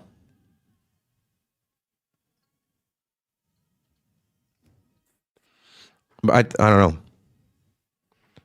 Nico is their second baseman. So, what is this? Oh, I'm looking at the wrong thing. Like, let me look at the last Cubs lineup. I'm not going to hold you. I'm not going to pretend like I know their entire lineup.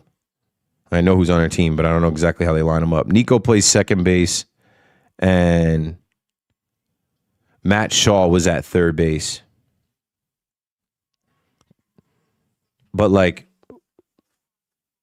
if you're George, if you're asking if like the Yankees would be interested in trading for Nico Horner, they have Jazz at second. They have McMahon platooning potentially with Ahmed Rosario at third. I don't think that's something that they're trying to do.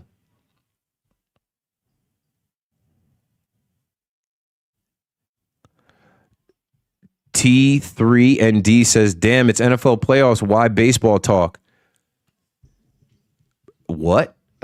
It's NFL playoffs. This game's most likely a wrap. The Packers have dominated them all day. They're up 11 with 6.5 to go. It's the hot stove baseball offseason. And little thing about me, I attract baseball conversation. Most of these people watching are baseball fans that even though we're watching football, like the game tonight, we've been talking all night about baseball, you know? New Yorker obsessed with baseball. Shake my head, it's January. Clearly you're not a baseball fan. Like, yes, in New York we have two baseball teams and a lot of people obsessed with baseball. And it doesn't matter what month it is, we can talk baseball. Like, I don't know. You got me scratching my head literally. I'm like, that where is this coming from, bro? I'm supposed to talk about Matthew Golden right now. Oh, Matthew Golden, first round pick out of Texas. All year he couldn't get in the end zone. Finally does it to put the Packers up. And you know what? They missed the extra point here. Let's see if their defense can hold. If their defense gets one stop on this drive, they're probably good. Because like I said, 11-point game, it would take a touchdown, a 2-point, and a field goal to tie it. There's not much to talk about here. Now, as far as the Cubs, Nico Horner, the Cubs, and them signing Alex Bregman to this deal, what it means for Cody Bellinger, what it means for Kyle Tucker, what it means for Boris Corp, what it means for the market, what it means for the trade market with Nico Horner. I don't know, man. And the Cubs going for it. They go from Edward Cabrera this week, making that trade, to getting Bregman now, who is a certified postseason performer. They're anteing up, bro. They're telling you that they're going for it. As a matter of fact, speaking of going for it, I'm about to go for my melatonin and my nighttime sleeping pills so that I can get a good rest. I'm going to put the be right back message up. And I don't have one for TikTok, but just give me a minute. I'm going to get some water. I'm going to get some pills and I'll be back.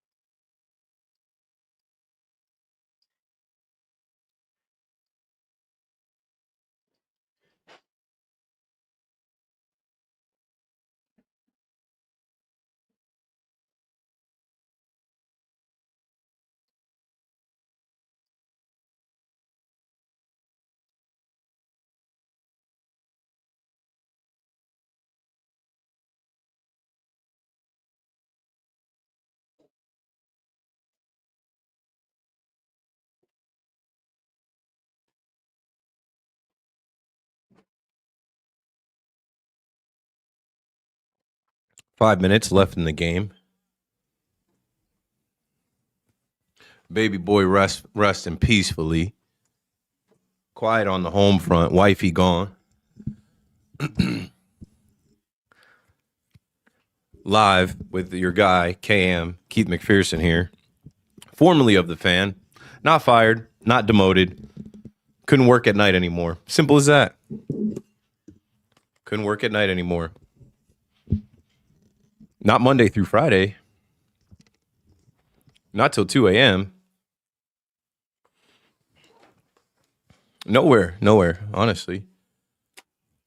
They would have had to double my salary. And come on, double my salary. They're not doubling my salary. Wasn't offered. Well, I wasn't even offered a little bit of an increase in my salary to keep doing it. But whatever you got to tell yourself to make you sleep better at night. Kyle Manungai inside the 10. This is not over yet. Let me put my headphones on just in case it does get a little crazy here. Chris says, do you ever listen to Russo's show or Francesa's pod? I listen to Francesa's pod pretty consistently. I never listen to Russo's show because I don't have Sirius XM. But I did go to the Sirius XM Christmas party this year, and I got to see... Oh, I left the fridge open.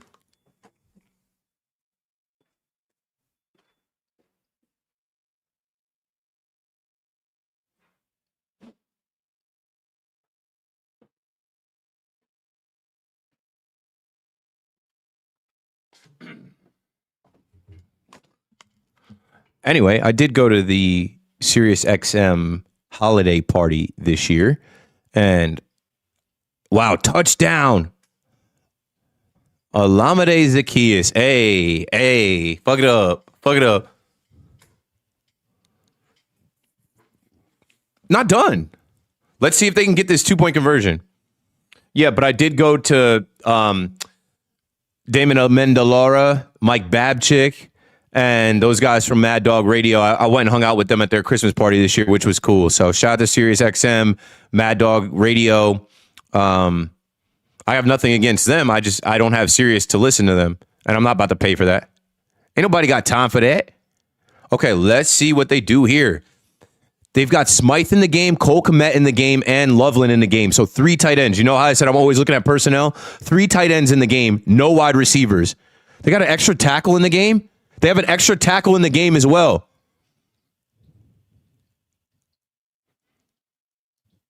And he throws up a seed to Colston Loveland for the 2-point conversion.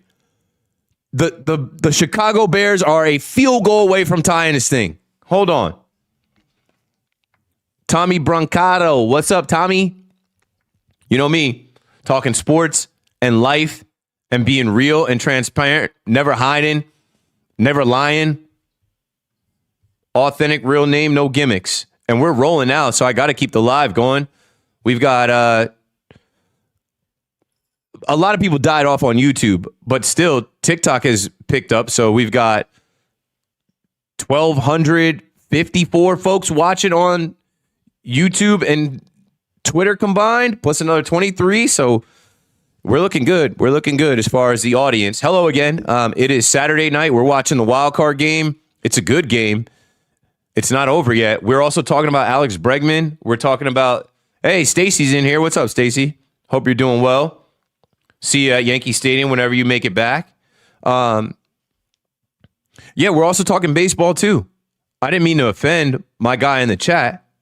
He said, there is no hot stove in baseball offseason. Nothing happened, LOL. These are low-level trades. Alex Bregman just signed, and he didn't sign back with the Boston Red Sox. What are we talking about? And I get it. If you're not a baseball fan, say that. If you're not a baseball fan, say that. And I can take the banner down. We're back, and we back, and we back, and we back, like Chano.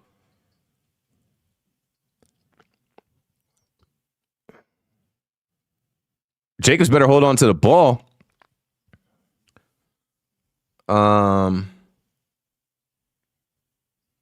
Let's see here. So again, for those just joining, breaking news. Breaking news, Alex Bregman is a Chicago Cub, and they are alive and well in Chicago. And I know those fans, a lot of them are White Sox fans, but a lot of them are also Cubs fans, and I know some of them personally. If the Chicago Bears can come back and force overtime here or tie this game and win it in regulation, city of Chicago is hot tonight. City of Chicago, super hot tonight.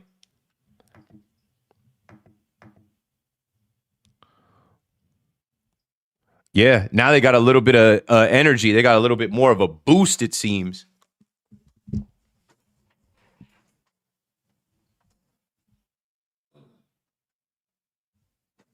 Adjusting my lights.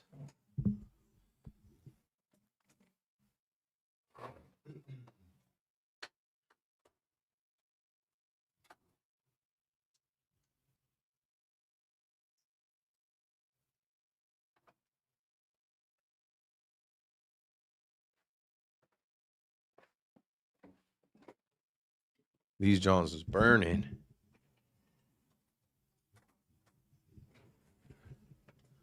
Romeo Dobbs with a one-handed ridiculous catch down the right sideline. The NFL is king. If you've ever heard me say it, the NFL is king for this exact reason. It's hard to not watch. You can't turn it off. The first game was excellent till the very last second. This game is good too. That stops the momentum for a minute. No, the Packers kick a field goal here and it ends it. So they have the momentum now. And they're about to be right in field goal range. Josh Jacobs to kill the clock. Okay. So chat was cooking. You folks on Twitter watching, there's a ton of you. Make yourselves seen in the chat. Well, let me take this stuff off. Doesn't help that I'm blocked. Doesn't help that you can't see me. You can hear me, but you couldn't see me because Alex Bregman's face was there. Yanks should trade for Altuve. Oh, bro. The Yankees should do anything, but I'm off it, bro. The thing with the Yankees is they don't think that they need any fixing. They say it ain't broke, we're not fixing it. Us Yankee fans are like, it's been broken for years. Fix it faster. We need a World Series. This isn't cutting it. Jordan Love checks the play. See how everybody's walked down? I'll say that's a blitz and they're man. Wow, Matthew Golden. Packers are going to shut them up. Packers are about to shut them up. They're about to silence this place.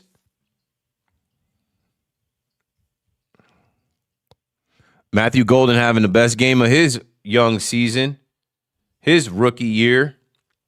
Yo, shout out for my boy Dre, who was getting everybody to like the TikTok. 34,000 likes.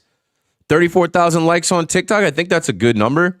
I don't know what it means. Doesn't mean there's been 34,000. I think we can see there's been 4,212 people in the live on TikTok. Appreciate the time, whether you spent a minute or now all of this time. Look at that, 11:11. One's on the clock. Make a wish. Don't tell anybody your wish though. Just make the wish. All right.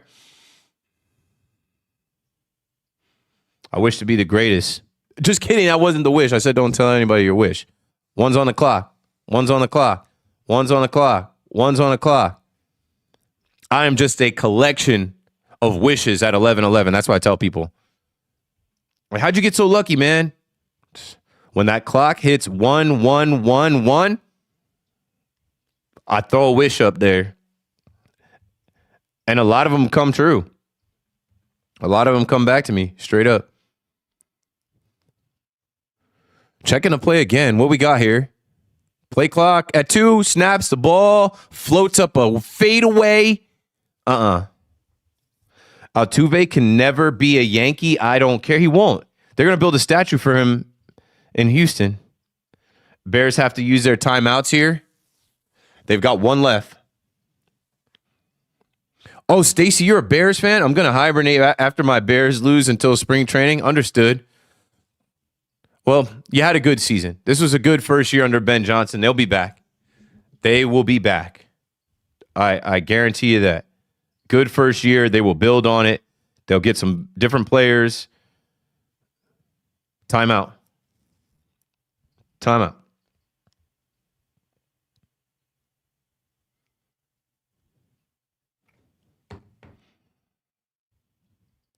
At least you have the Cubbies. She's a Yankees fan. Yeah, I'm a Yankees fan. She's a Yankees fan, Bears fan. All right, TikTok, what are y'all talking about over here? Keith, are you still doing shows on the fan? I am filling in. I am part-time now. I'm not doing the nighttime anymore. The nighttime is now Tommy Lugauer presents Loogie and the After Hours. KM to AMs, no more. Bubba says, miss you on WFAN. I moved out of state. Stay tuned, Bubba. Maybe I'll be coming to your state on a tour. Stay tuned.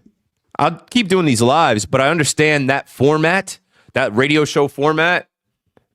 People are like, yo, where can we find your podcast? Where can we find your show? Wait for it, fellas. I'm not in a rush for that. Not in a rush for that. But I'll return to that format for sure. Is that the flag was delay a game, so that's not a free play.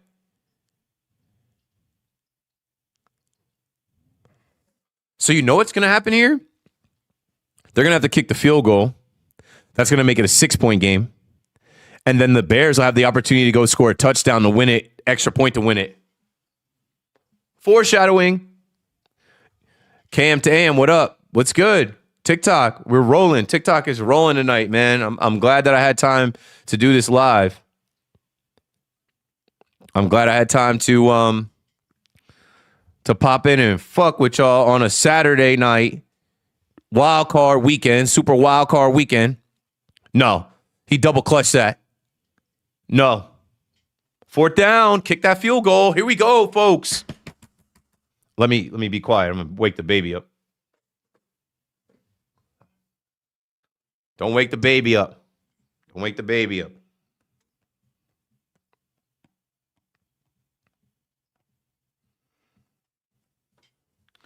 You guys know these baby cams? These Nanit cams, they're awesome. They're really good.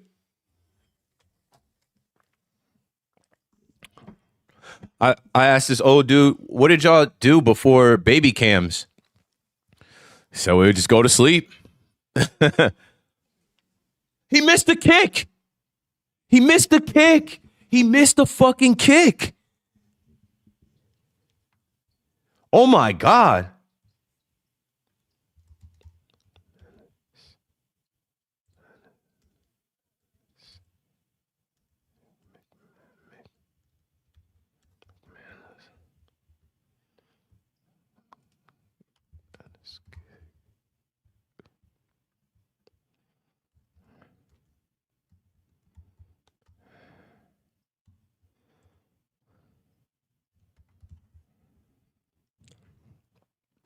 Yeah, that's bad.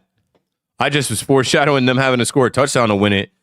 In this NFL, anybody can go get the field goal to tie it. In this NFL, anybody can go get this field goal to tie it. Come on, Caleb. Come on, Caleb. Get rid of the ball, Caleb. Get rid of the ball, Caleb. There's nothing there. And he took a hard-ass hit. He took a hard hit. Show us the replay of that, please. I hate the television production sometimes. I want to see that hit. Show us the replay, please. Show us the replay. The producer needs to say, "Hey, camera guys, let's cut to the replay of 94 hitting Caleb Williams in the back when he released the ball on the sideline." I think the people at home would like to see that view. I would. He shook it off. Here we go. They didn't have time. 2nd and 10. 2nd and 10. There it is. 1st down. Loveland. Big night for Loveland. Jay says, miss you on the overnight on WFAN. Technically the night. Never did it overnight. Salicata was the overnight host, and then Big Mac was the overnight host. But I think like overnight, like anytime after 12 is considered overnight. But like technically the time slot, I was the nighttime host. But miss you guys too, man. I'm sorry. Family first. I'm sorry. I was putting my family behind you guys. I was putting the listening audience in front of my wife and my son. My wife and my son never said miss you on the fan. My wife and my son missed me at home. My wife and my son never said, bro, you killed it on air last night. Your show was fire. They don't listen. They go to bed. So I think the best thing would be to do shows during the day where if you want to listen at night, you could listen at night. But do shows during the day where I could be here at night for my wife and son, and I could also wake up with them in the morning and be here with them. It's been great. I honestly can't tell you how much of a relief it's been to wake up in the morning and when my son yells, Daddy, I'm there. And my wife can get up and go to work and not have to worry about getting him to calm down, getting him to eat, getting him dressed, getting him to school. Like, you know, my wife, happy life. My wife has said, she's like, Keith, it is so much better. She works hard. She works full time. And we have completely different careers. Like she couldn't just up and leave her job. I have quit every job I've ever had. I've never been fired from any job. I wouldn't even make that up. That's a fun fact. Here we go, folks. Bum, ba-na-na, ba-na, ba-na, bam, bam, bam. The NFL on Amazon Prime. You are now watching the wild card. All right, break.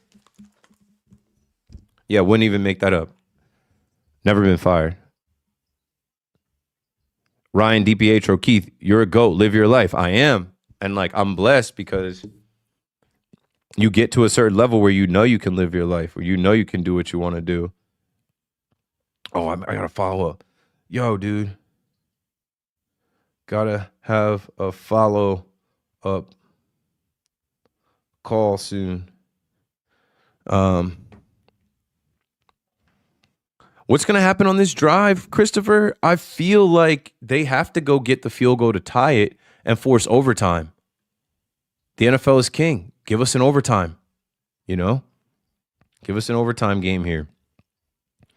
How about live from Bodega pregame at the stadium? That'd be a dope unfiltered drink champs thing. Yeah, it's in the works. But I'm an audio guy. I went to school for radio and television. I worked at Guitar Center. I care about audio quality. I really do. The audio quality would be shit there. I do have these little microphones. Like if you saw the Cody Bellinger video that I did, I set my microphone up like this, and this is about to be my new look for when I do my videos. My mic is gonna be this. Right here like this. Boom, boom. This is the new mic. This is the mic right here. $2 bill. You see that $2 bill right there? And then the mic here. Hello, ladies and gentlemen, reporting live from Yankee Stadium in the Bronx, New York. It is Friday, April 3rd. It's 9 a.m. Back here in the bodega at Juan's, we call this Happy New Year. Step right up and meet the creatures. And it'll be me and all the bleacher creatures. Stay tuned. Stay tuned. Stay tuned. I wouldn't make it up. I wouldn't lie to you. And so then, right, because I've got two of these mics. So what I'll do is get another $2 bill. I keep these $2 bills handy, you know. I'll get another $2 bill. I'll fold it up like so. And I'll clip the other mic on it. And, okay, let's see. Whoa. Let's see here. What's Caleb Williams going to do here? Game's back on here. He's going to make a play. Oh. DJ Moore, you got to have it. That ball is there. So, okay.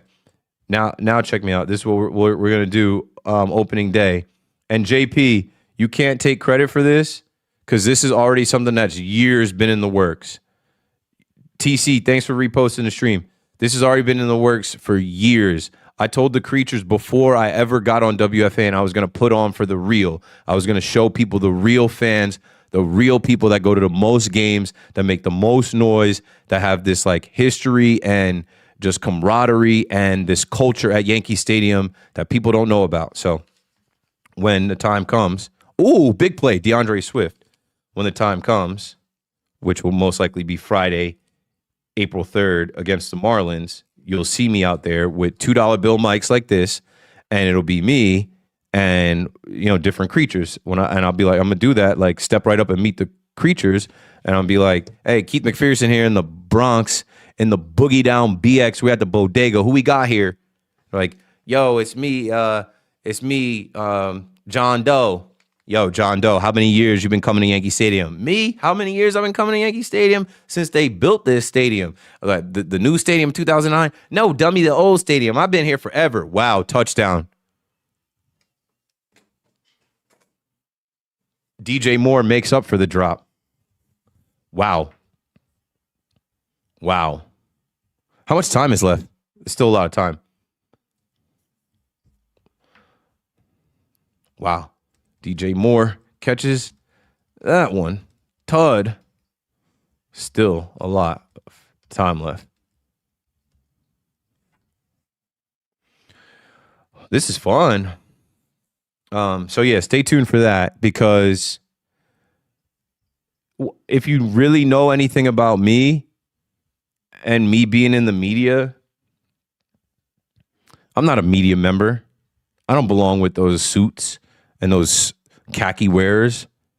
Like, I belong in the streets. I belong with the fans. I belong in the bleachers. I just so happen to weasel my way in with my college degree and my Riz, but like I'm right back. So like what I want to do is take my, credentialed media experience and report to you live from like the real fans of Yankee Stadium, at the Bodega, at Billy's, at Stan's, at the dugout, on the train, at Hard Rock. Like I'm going to have, those will probably be my locations, and we'll be popping up. I'll be popping up with these microphones and $2 bills. Yo, what up, bro? What up, bro? Speaking to the mic. So long ways away, but it's coming. It's coming. It's coming soon, April 3rd. I guarantee you I'm out there, and I guarantee you I'm out there making content and making waves. Years ago, actually when I was with John Boy, I pitched John Boy a podcast because everybody was doing Yankee podcasts, and I was like, nobody does the sights and sounds of the stadium. Like, I want to do a podcast that starts and you hear the Ford train screeching above. I want to do a podcast that starts with Paul Odin. Welcome, fans, to Yankee Stadium. Like, I want to do a podcast that starts with, yo, $1 water, $1 water, $1 water. You could take it into the stadium. You could take it into the stadium. Don't open it. $1 water. Like, that's the type of stuff I'm gonna be on. Like, yo, anybody got tickets? Anybody got tickets? Anybody got tickets? Anybody got a ticket transfer? Anybody got extra ticket? Like that type of vibe. Look, they're lit in Chicago, man. They got Alex Bregman tonight. Stacy's pumped up because she thought the Bears were about to lose, and now they're winning. I took the Bears. Well, I didn't bet on this game, but anybody that asked me, my boy Mike hit me. I said, I think it's the Bears' time, dude. Let's see if their defense can hold. No, Jordan Love is always on his back foot. He's always trying to do some back foot fadeaway throw, bro.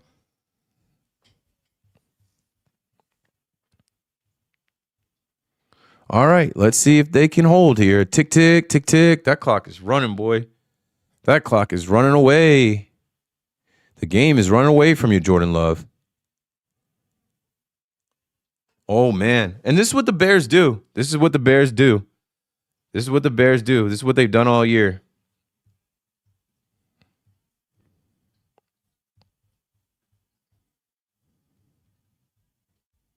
This is what the Bears do. This is how they won all year. Come on, Ben Johnson. Come on, Caleb Williams. You guys can't help. Come on, Edmonds. It's on the defense. It's on the defense. Somebody go get the ball, and that ends the game. Somebody pick the ball off, and that ends the game. Somebody pick the ball off, and that ends the game. Drop. 4th and 7. They're getting loud. I got to hear this. They're getting loud in Chicago. They're getting loud.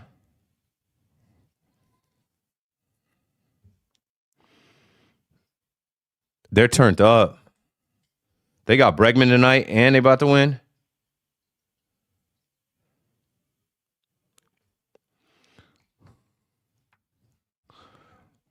This is it. Here comes the game, folks. What do you got here? What do you got here? Need 7. Everybody's going so deep. Matthew Golden's there. Matthew Golden's there. This is a game of his life. Game of his rookie year.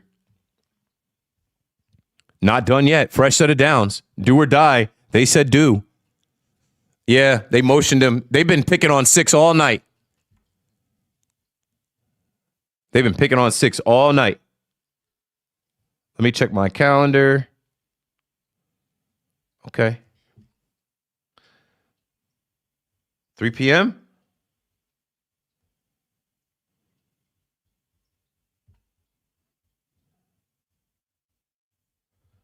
No, let's see. Can you do 12:30?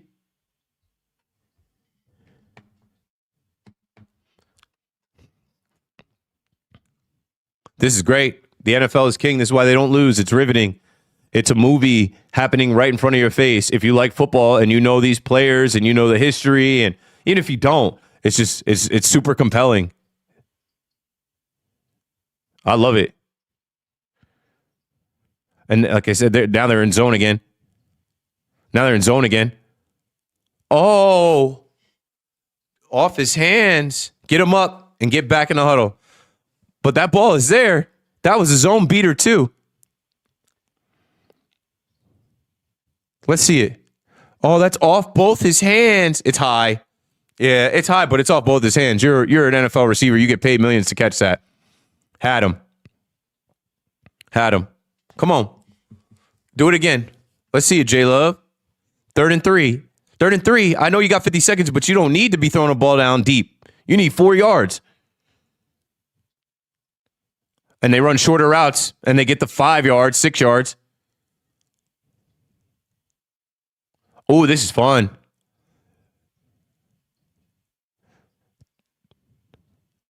And Green Bay uses their last timeout.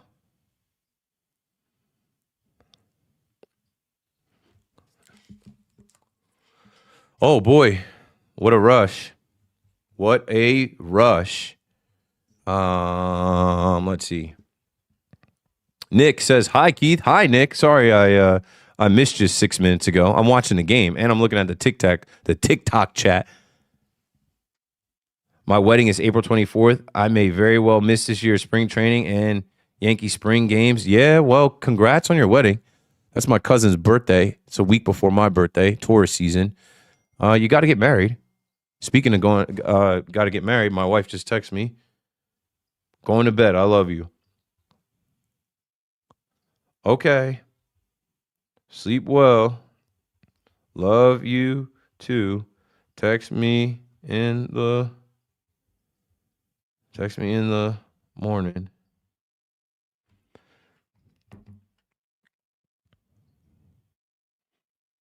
And so Jaden Reed just redeemed himself with that catch. He dropped the other one. He's coming across the middle.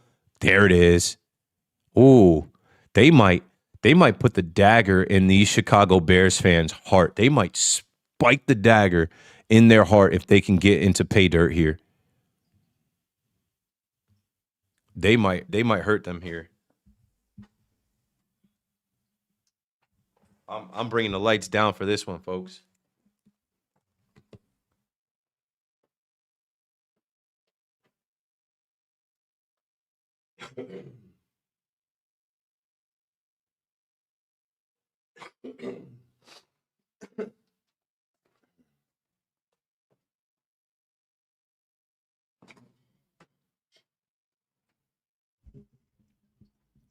They might hurt them if they can get in the end zone.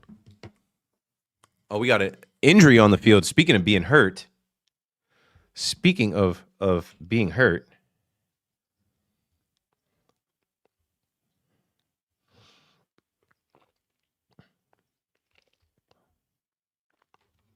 Well, well, what do you got here?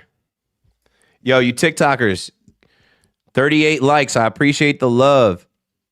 38 people followed. We're approaching 5,000 people watched. Woo! That ball was almost caught, almost picked, and almost a penalty for the hit.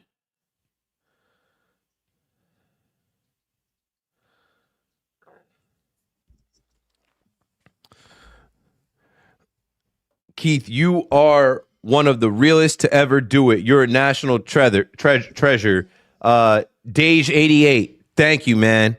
Real recognize real, you heard? I'm just a regular dude, and if you pull up on me at the stadium, you'll see I'm just like everybody else, bro. I'm blessed. From nothing to something, bro. I'm blessed that anybody cares about who I am, what I have to say, what I do. I fuck with y'all, for real. Forever motion, the motion from ocean, forever and ever and ever. I will never stop. I will never stop. I was born to do this. I was meant to do this. It's my destiny to be doing this. And I'm tripping over my words because I've been up since my baby got up at 6:30 and he been asleep. And I did take my magnesium ad for FaceTime. No. Whatever. What does that mean? Oh, big defensive play. Yeah, I'm getting sleepy. I brought the lights down.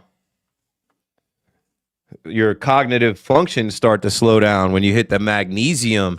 And since I was sick, I got some promethazine. I'm sipping on promethazine. With lean, I fell in love. I can't put down the cup. I can't put down the cup. This game's about to be over.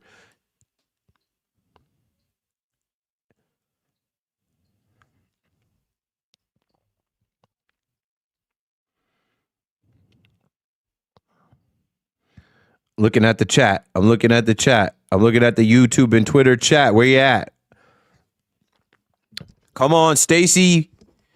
2 more stops. 2 more stops. 2 more stops. Oh, he dropped the ball.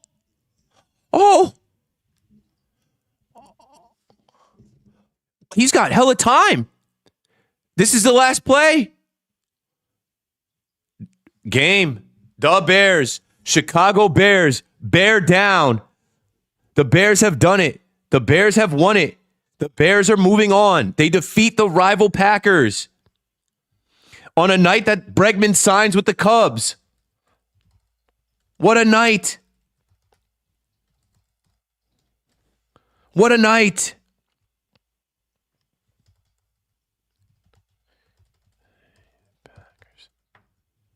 Down go the Cheeseheads. Chicago Bears, bear down. They're singing their song. Have you guys ever been out there to Soldier Field? I don't know the words. I just know it ends Chicago Bears, bear down. Yep, they're singing their fight song. Good for them. The Bears are back. Ben Johnson. Ben Johnson's Bears, first-year head coach, does it. I'm tweeting. Ben Johnson. Good, better, great. Good, better, great.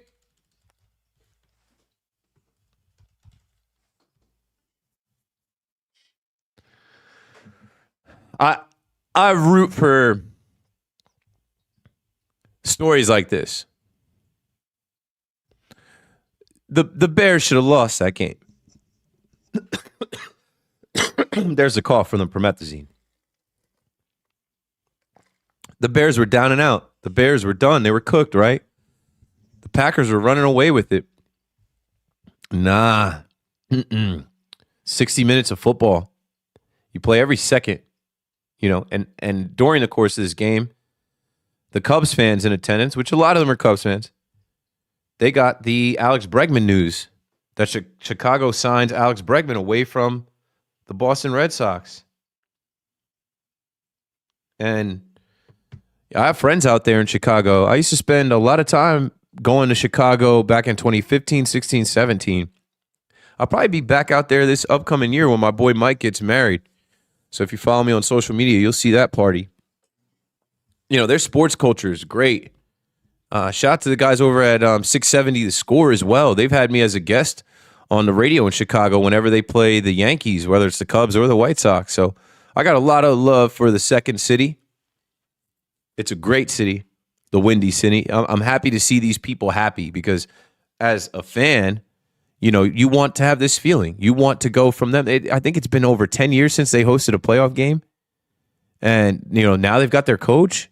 They found their quarterback. They've got some good receivers. They've got a good tight end. They've got some good running backs and a good enough defense. Good enough tonight. So, man, I enjoyed that. Shout out to Live on Assists, who assisted with the score bug. As you see the final score above my head, 31-27. The Bears win it. And, man, shout out to everybody that pulled up to spend a minute of their night or a couple hours of their night in the chat. This was mad fun. 40,000 likes on TikTok. 38 people followed. 9 gifters. 4,685 total viewers. And we've got 1,381 people watching across Twitter and YouTube on a Saturday night approaching 11:40 p.m. January 10th, 2026. For little old me, and it ain't all about me, and that's what I keep saying. For a lot of you that are asking questions about WFAN, and I say WFAN is not about me. There are other people at WFAN. I stepped down, and it's okay. That was my choice. No one forced my hand. I am good. I feel good about my decision. I had to do what was best for me. Thank you for the support. And even thank you for the hate, some of the skepticism, some of the people that came in to try and tell me about me. You were fired. You were demoted. No. I think I'd have a little bit different tune. But that's okay. If that's what makes you sleep better at night, tell yourself that. But you know what? I appreciate everybody, man. I appreciate everybody that gives me the time of day because that's how these things get built. That's how brands get built. That's how, followers and subscribers and community. And that's how someone like me, who's just a wild sports fan and a regular guy from Monmouth County, New Jersey, Ocean Township, New Jersey, took a chance and figured it out in the big city, New York, the big city of dreams. Like, because you gave me a second of your time or more, that is how I'm allowed to even be doing this. I could be doing a lot of different things, but this is what I love to do. Watch sports, talk to people, all people, man. Tonight we did so many things. We had so many different conversations that were not just sports. It was life. I'm always talking about my family.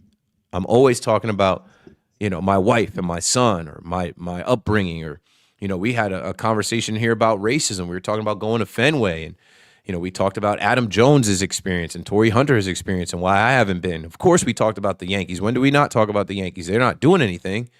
But of course, we're talking about the Yankees tonight, and the Alex Bregman news breaks, and I'm on live. So I'll have reaction to that. Maybe I'll be able to clip that up tomorrow morning. Definitely not tonight, because I'm about to shower now and pass out at midnight. But man, truly and sincerely, oh, my boy Mike played them when they were, wow. My boy Mike took the Bears when they were plus 1,300 money line, and he won 650. Awesome. I didn't bet. I was out of the betting. But yeah, again, thank you. As we wrap this thing up here, I'm just trying to get to the 11:45 mark, put my stuff away here, and you guys will see yourselves out. You guys know how to hit the exit. I'm not rushing you. I'm giving you the time here, right? That's why I throw my stay blessed, stay up. I'm just foreshadowing. I usually close with that.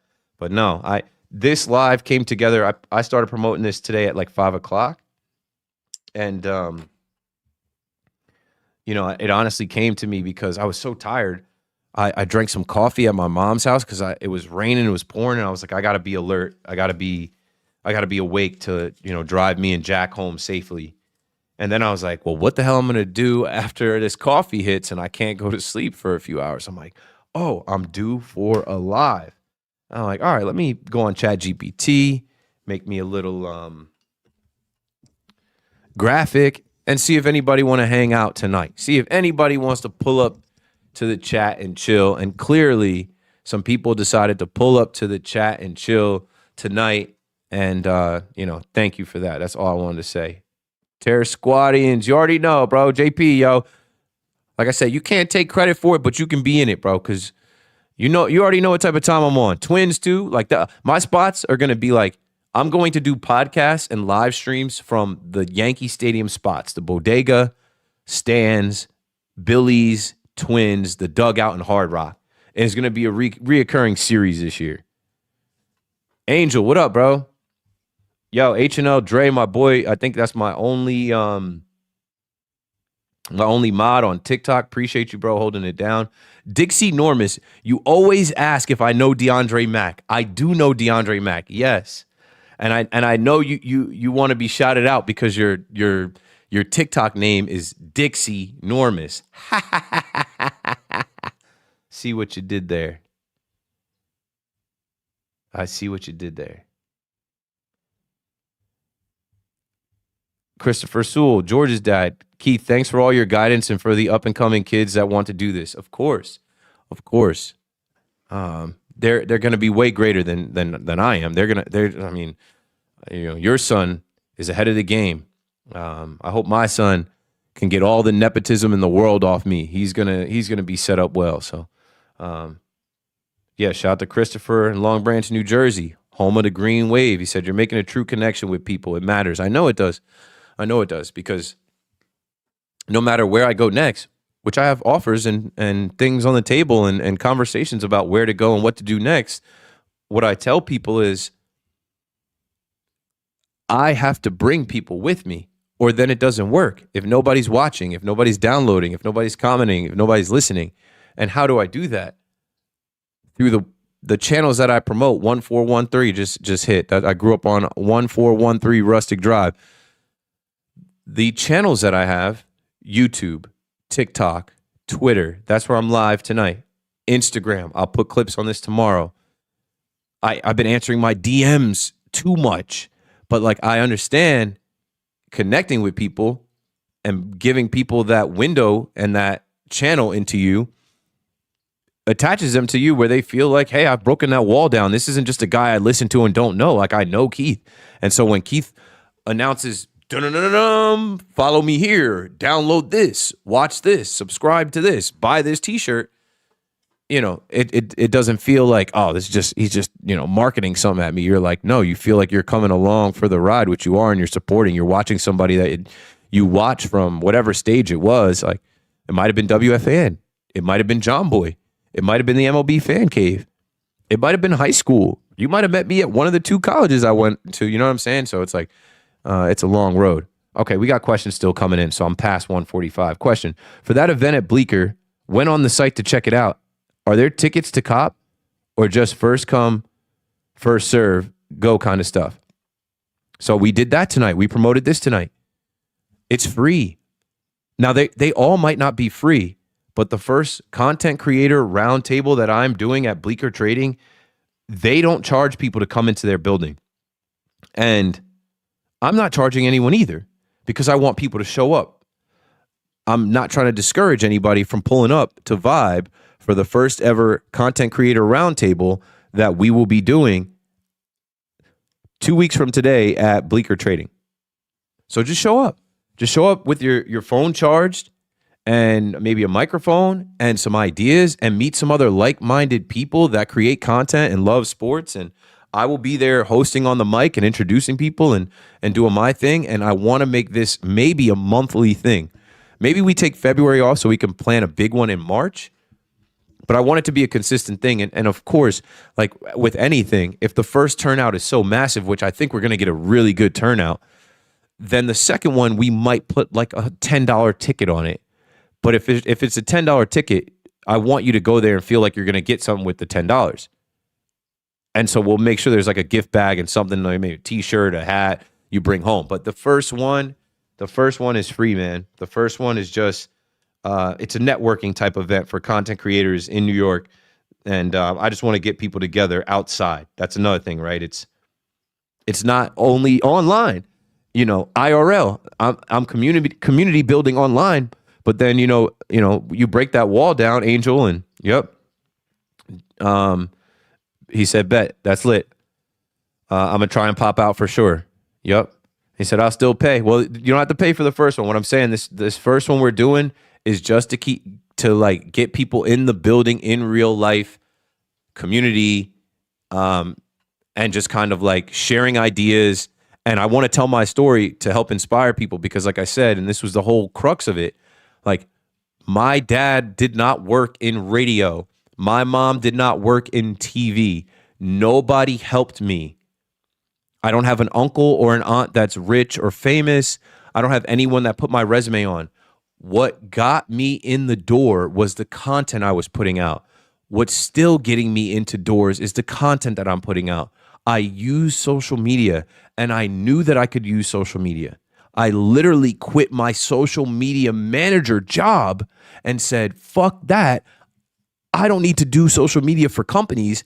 If I start doing social media for myself, maybe I can become a company. Maybe I can become a brand. Maybe I can become, and this is before there was an influencer. This is before there were really even content creators. I was like, maybe I can be somebody that people know in New York. I did that successfully. So again, I thank you guys for watching. I thank you guys for rocking with me. I thank you guys for listening to me and supporting, and there will be a lot more lives and a lot more in-person things. And I will get back to doing what a lot of you know me for, sports talk radio. And it doesn't have to be on WFAN. I can do a sports talk show anywhere. I could do one right here. So we'll definitely do more. Just stay tuned. We're 10 days into the new year. It is going to be a hell of a year. We are 10 days into 2026. So again, thank you guys for watching. And I got to hit my outro again. Stay up. Stay blessed. Well, I did it backwards because I'm falling asleep. Let's try that again. Stay blessed, stay up, and stay ready so you ain't got to get ready. Hit the close.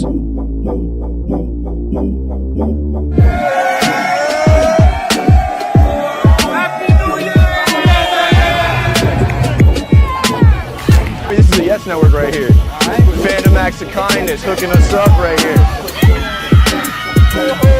Yeah, he's excelled at every level, and they told this kid, hey, you have the opportunity to win the job in camp. So like, you got to put Judge in this category. When you're talking about the most impressive season since, like, you got to put A-Rod. Like, format, this first year, the new format, the Beast of the East, the Yankees crushed the best division in baseball. McPherson, WFAN, on stage. Hey, Keith Mack, man, big fan.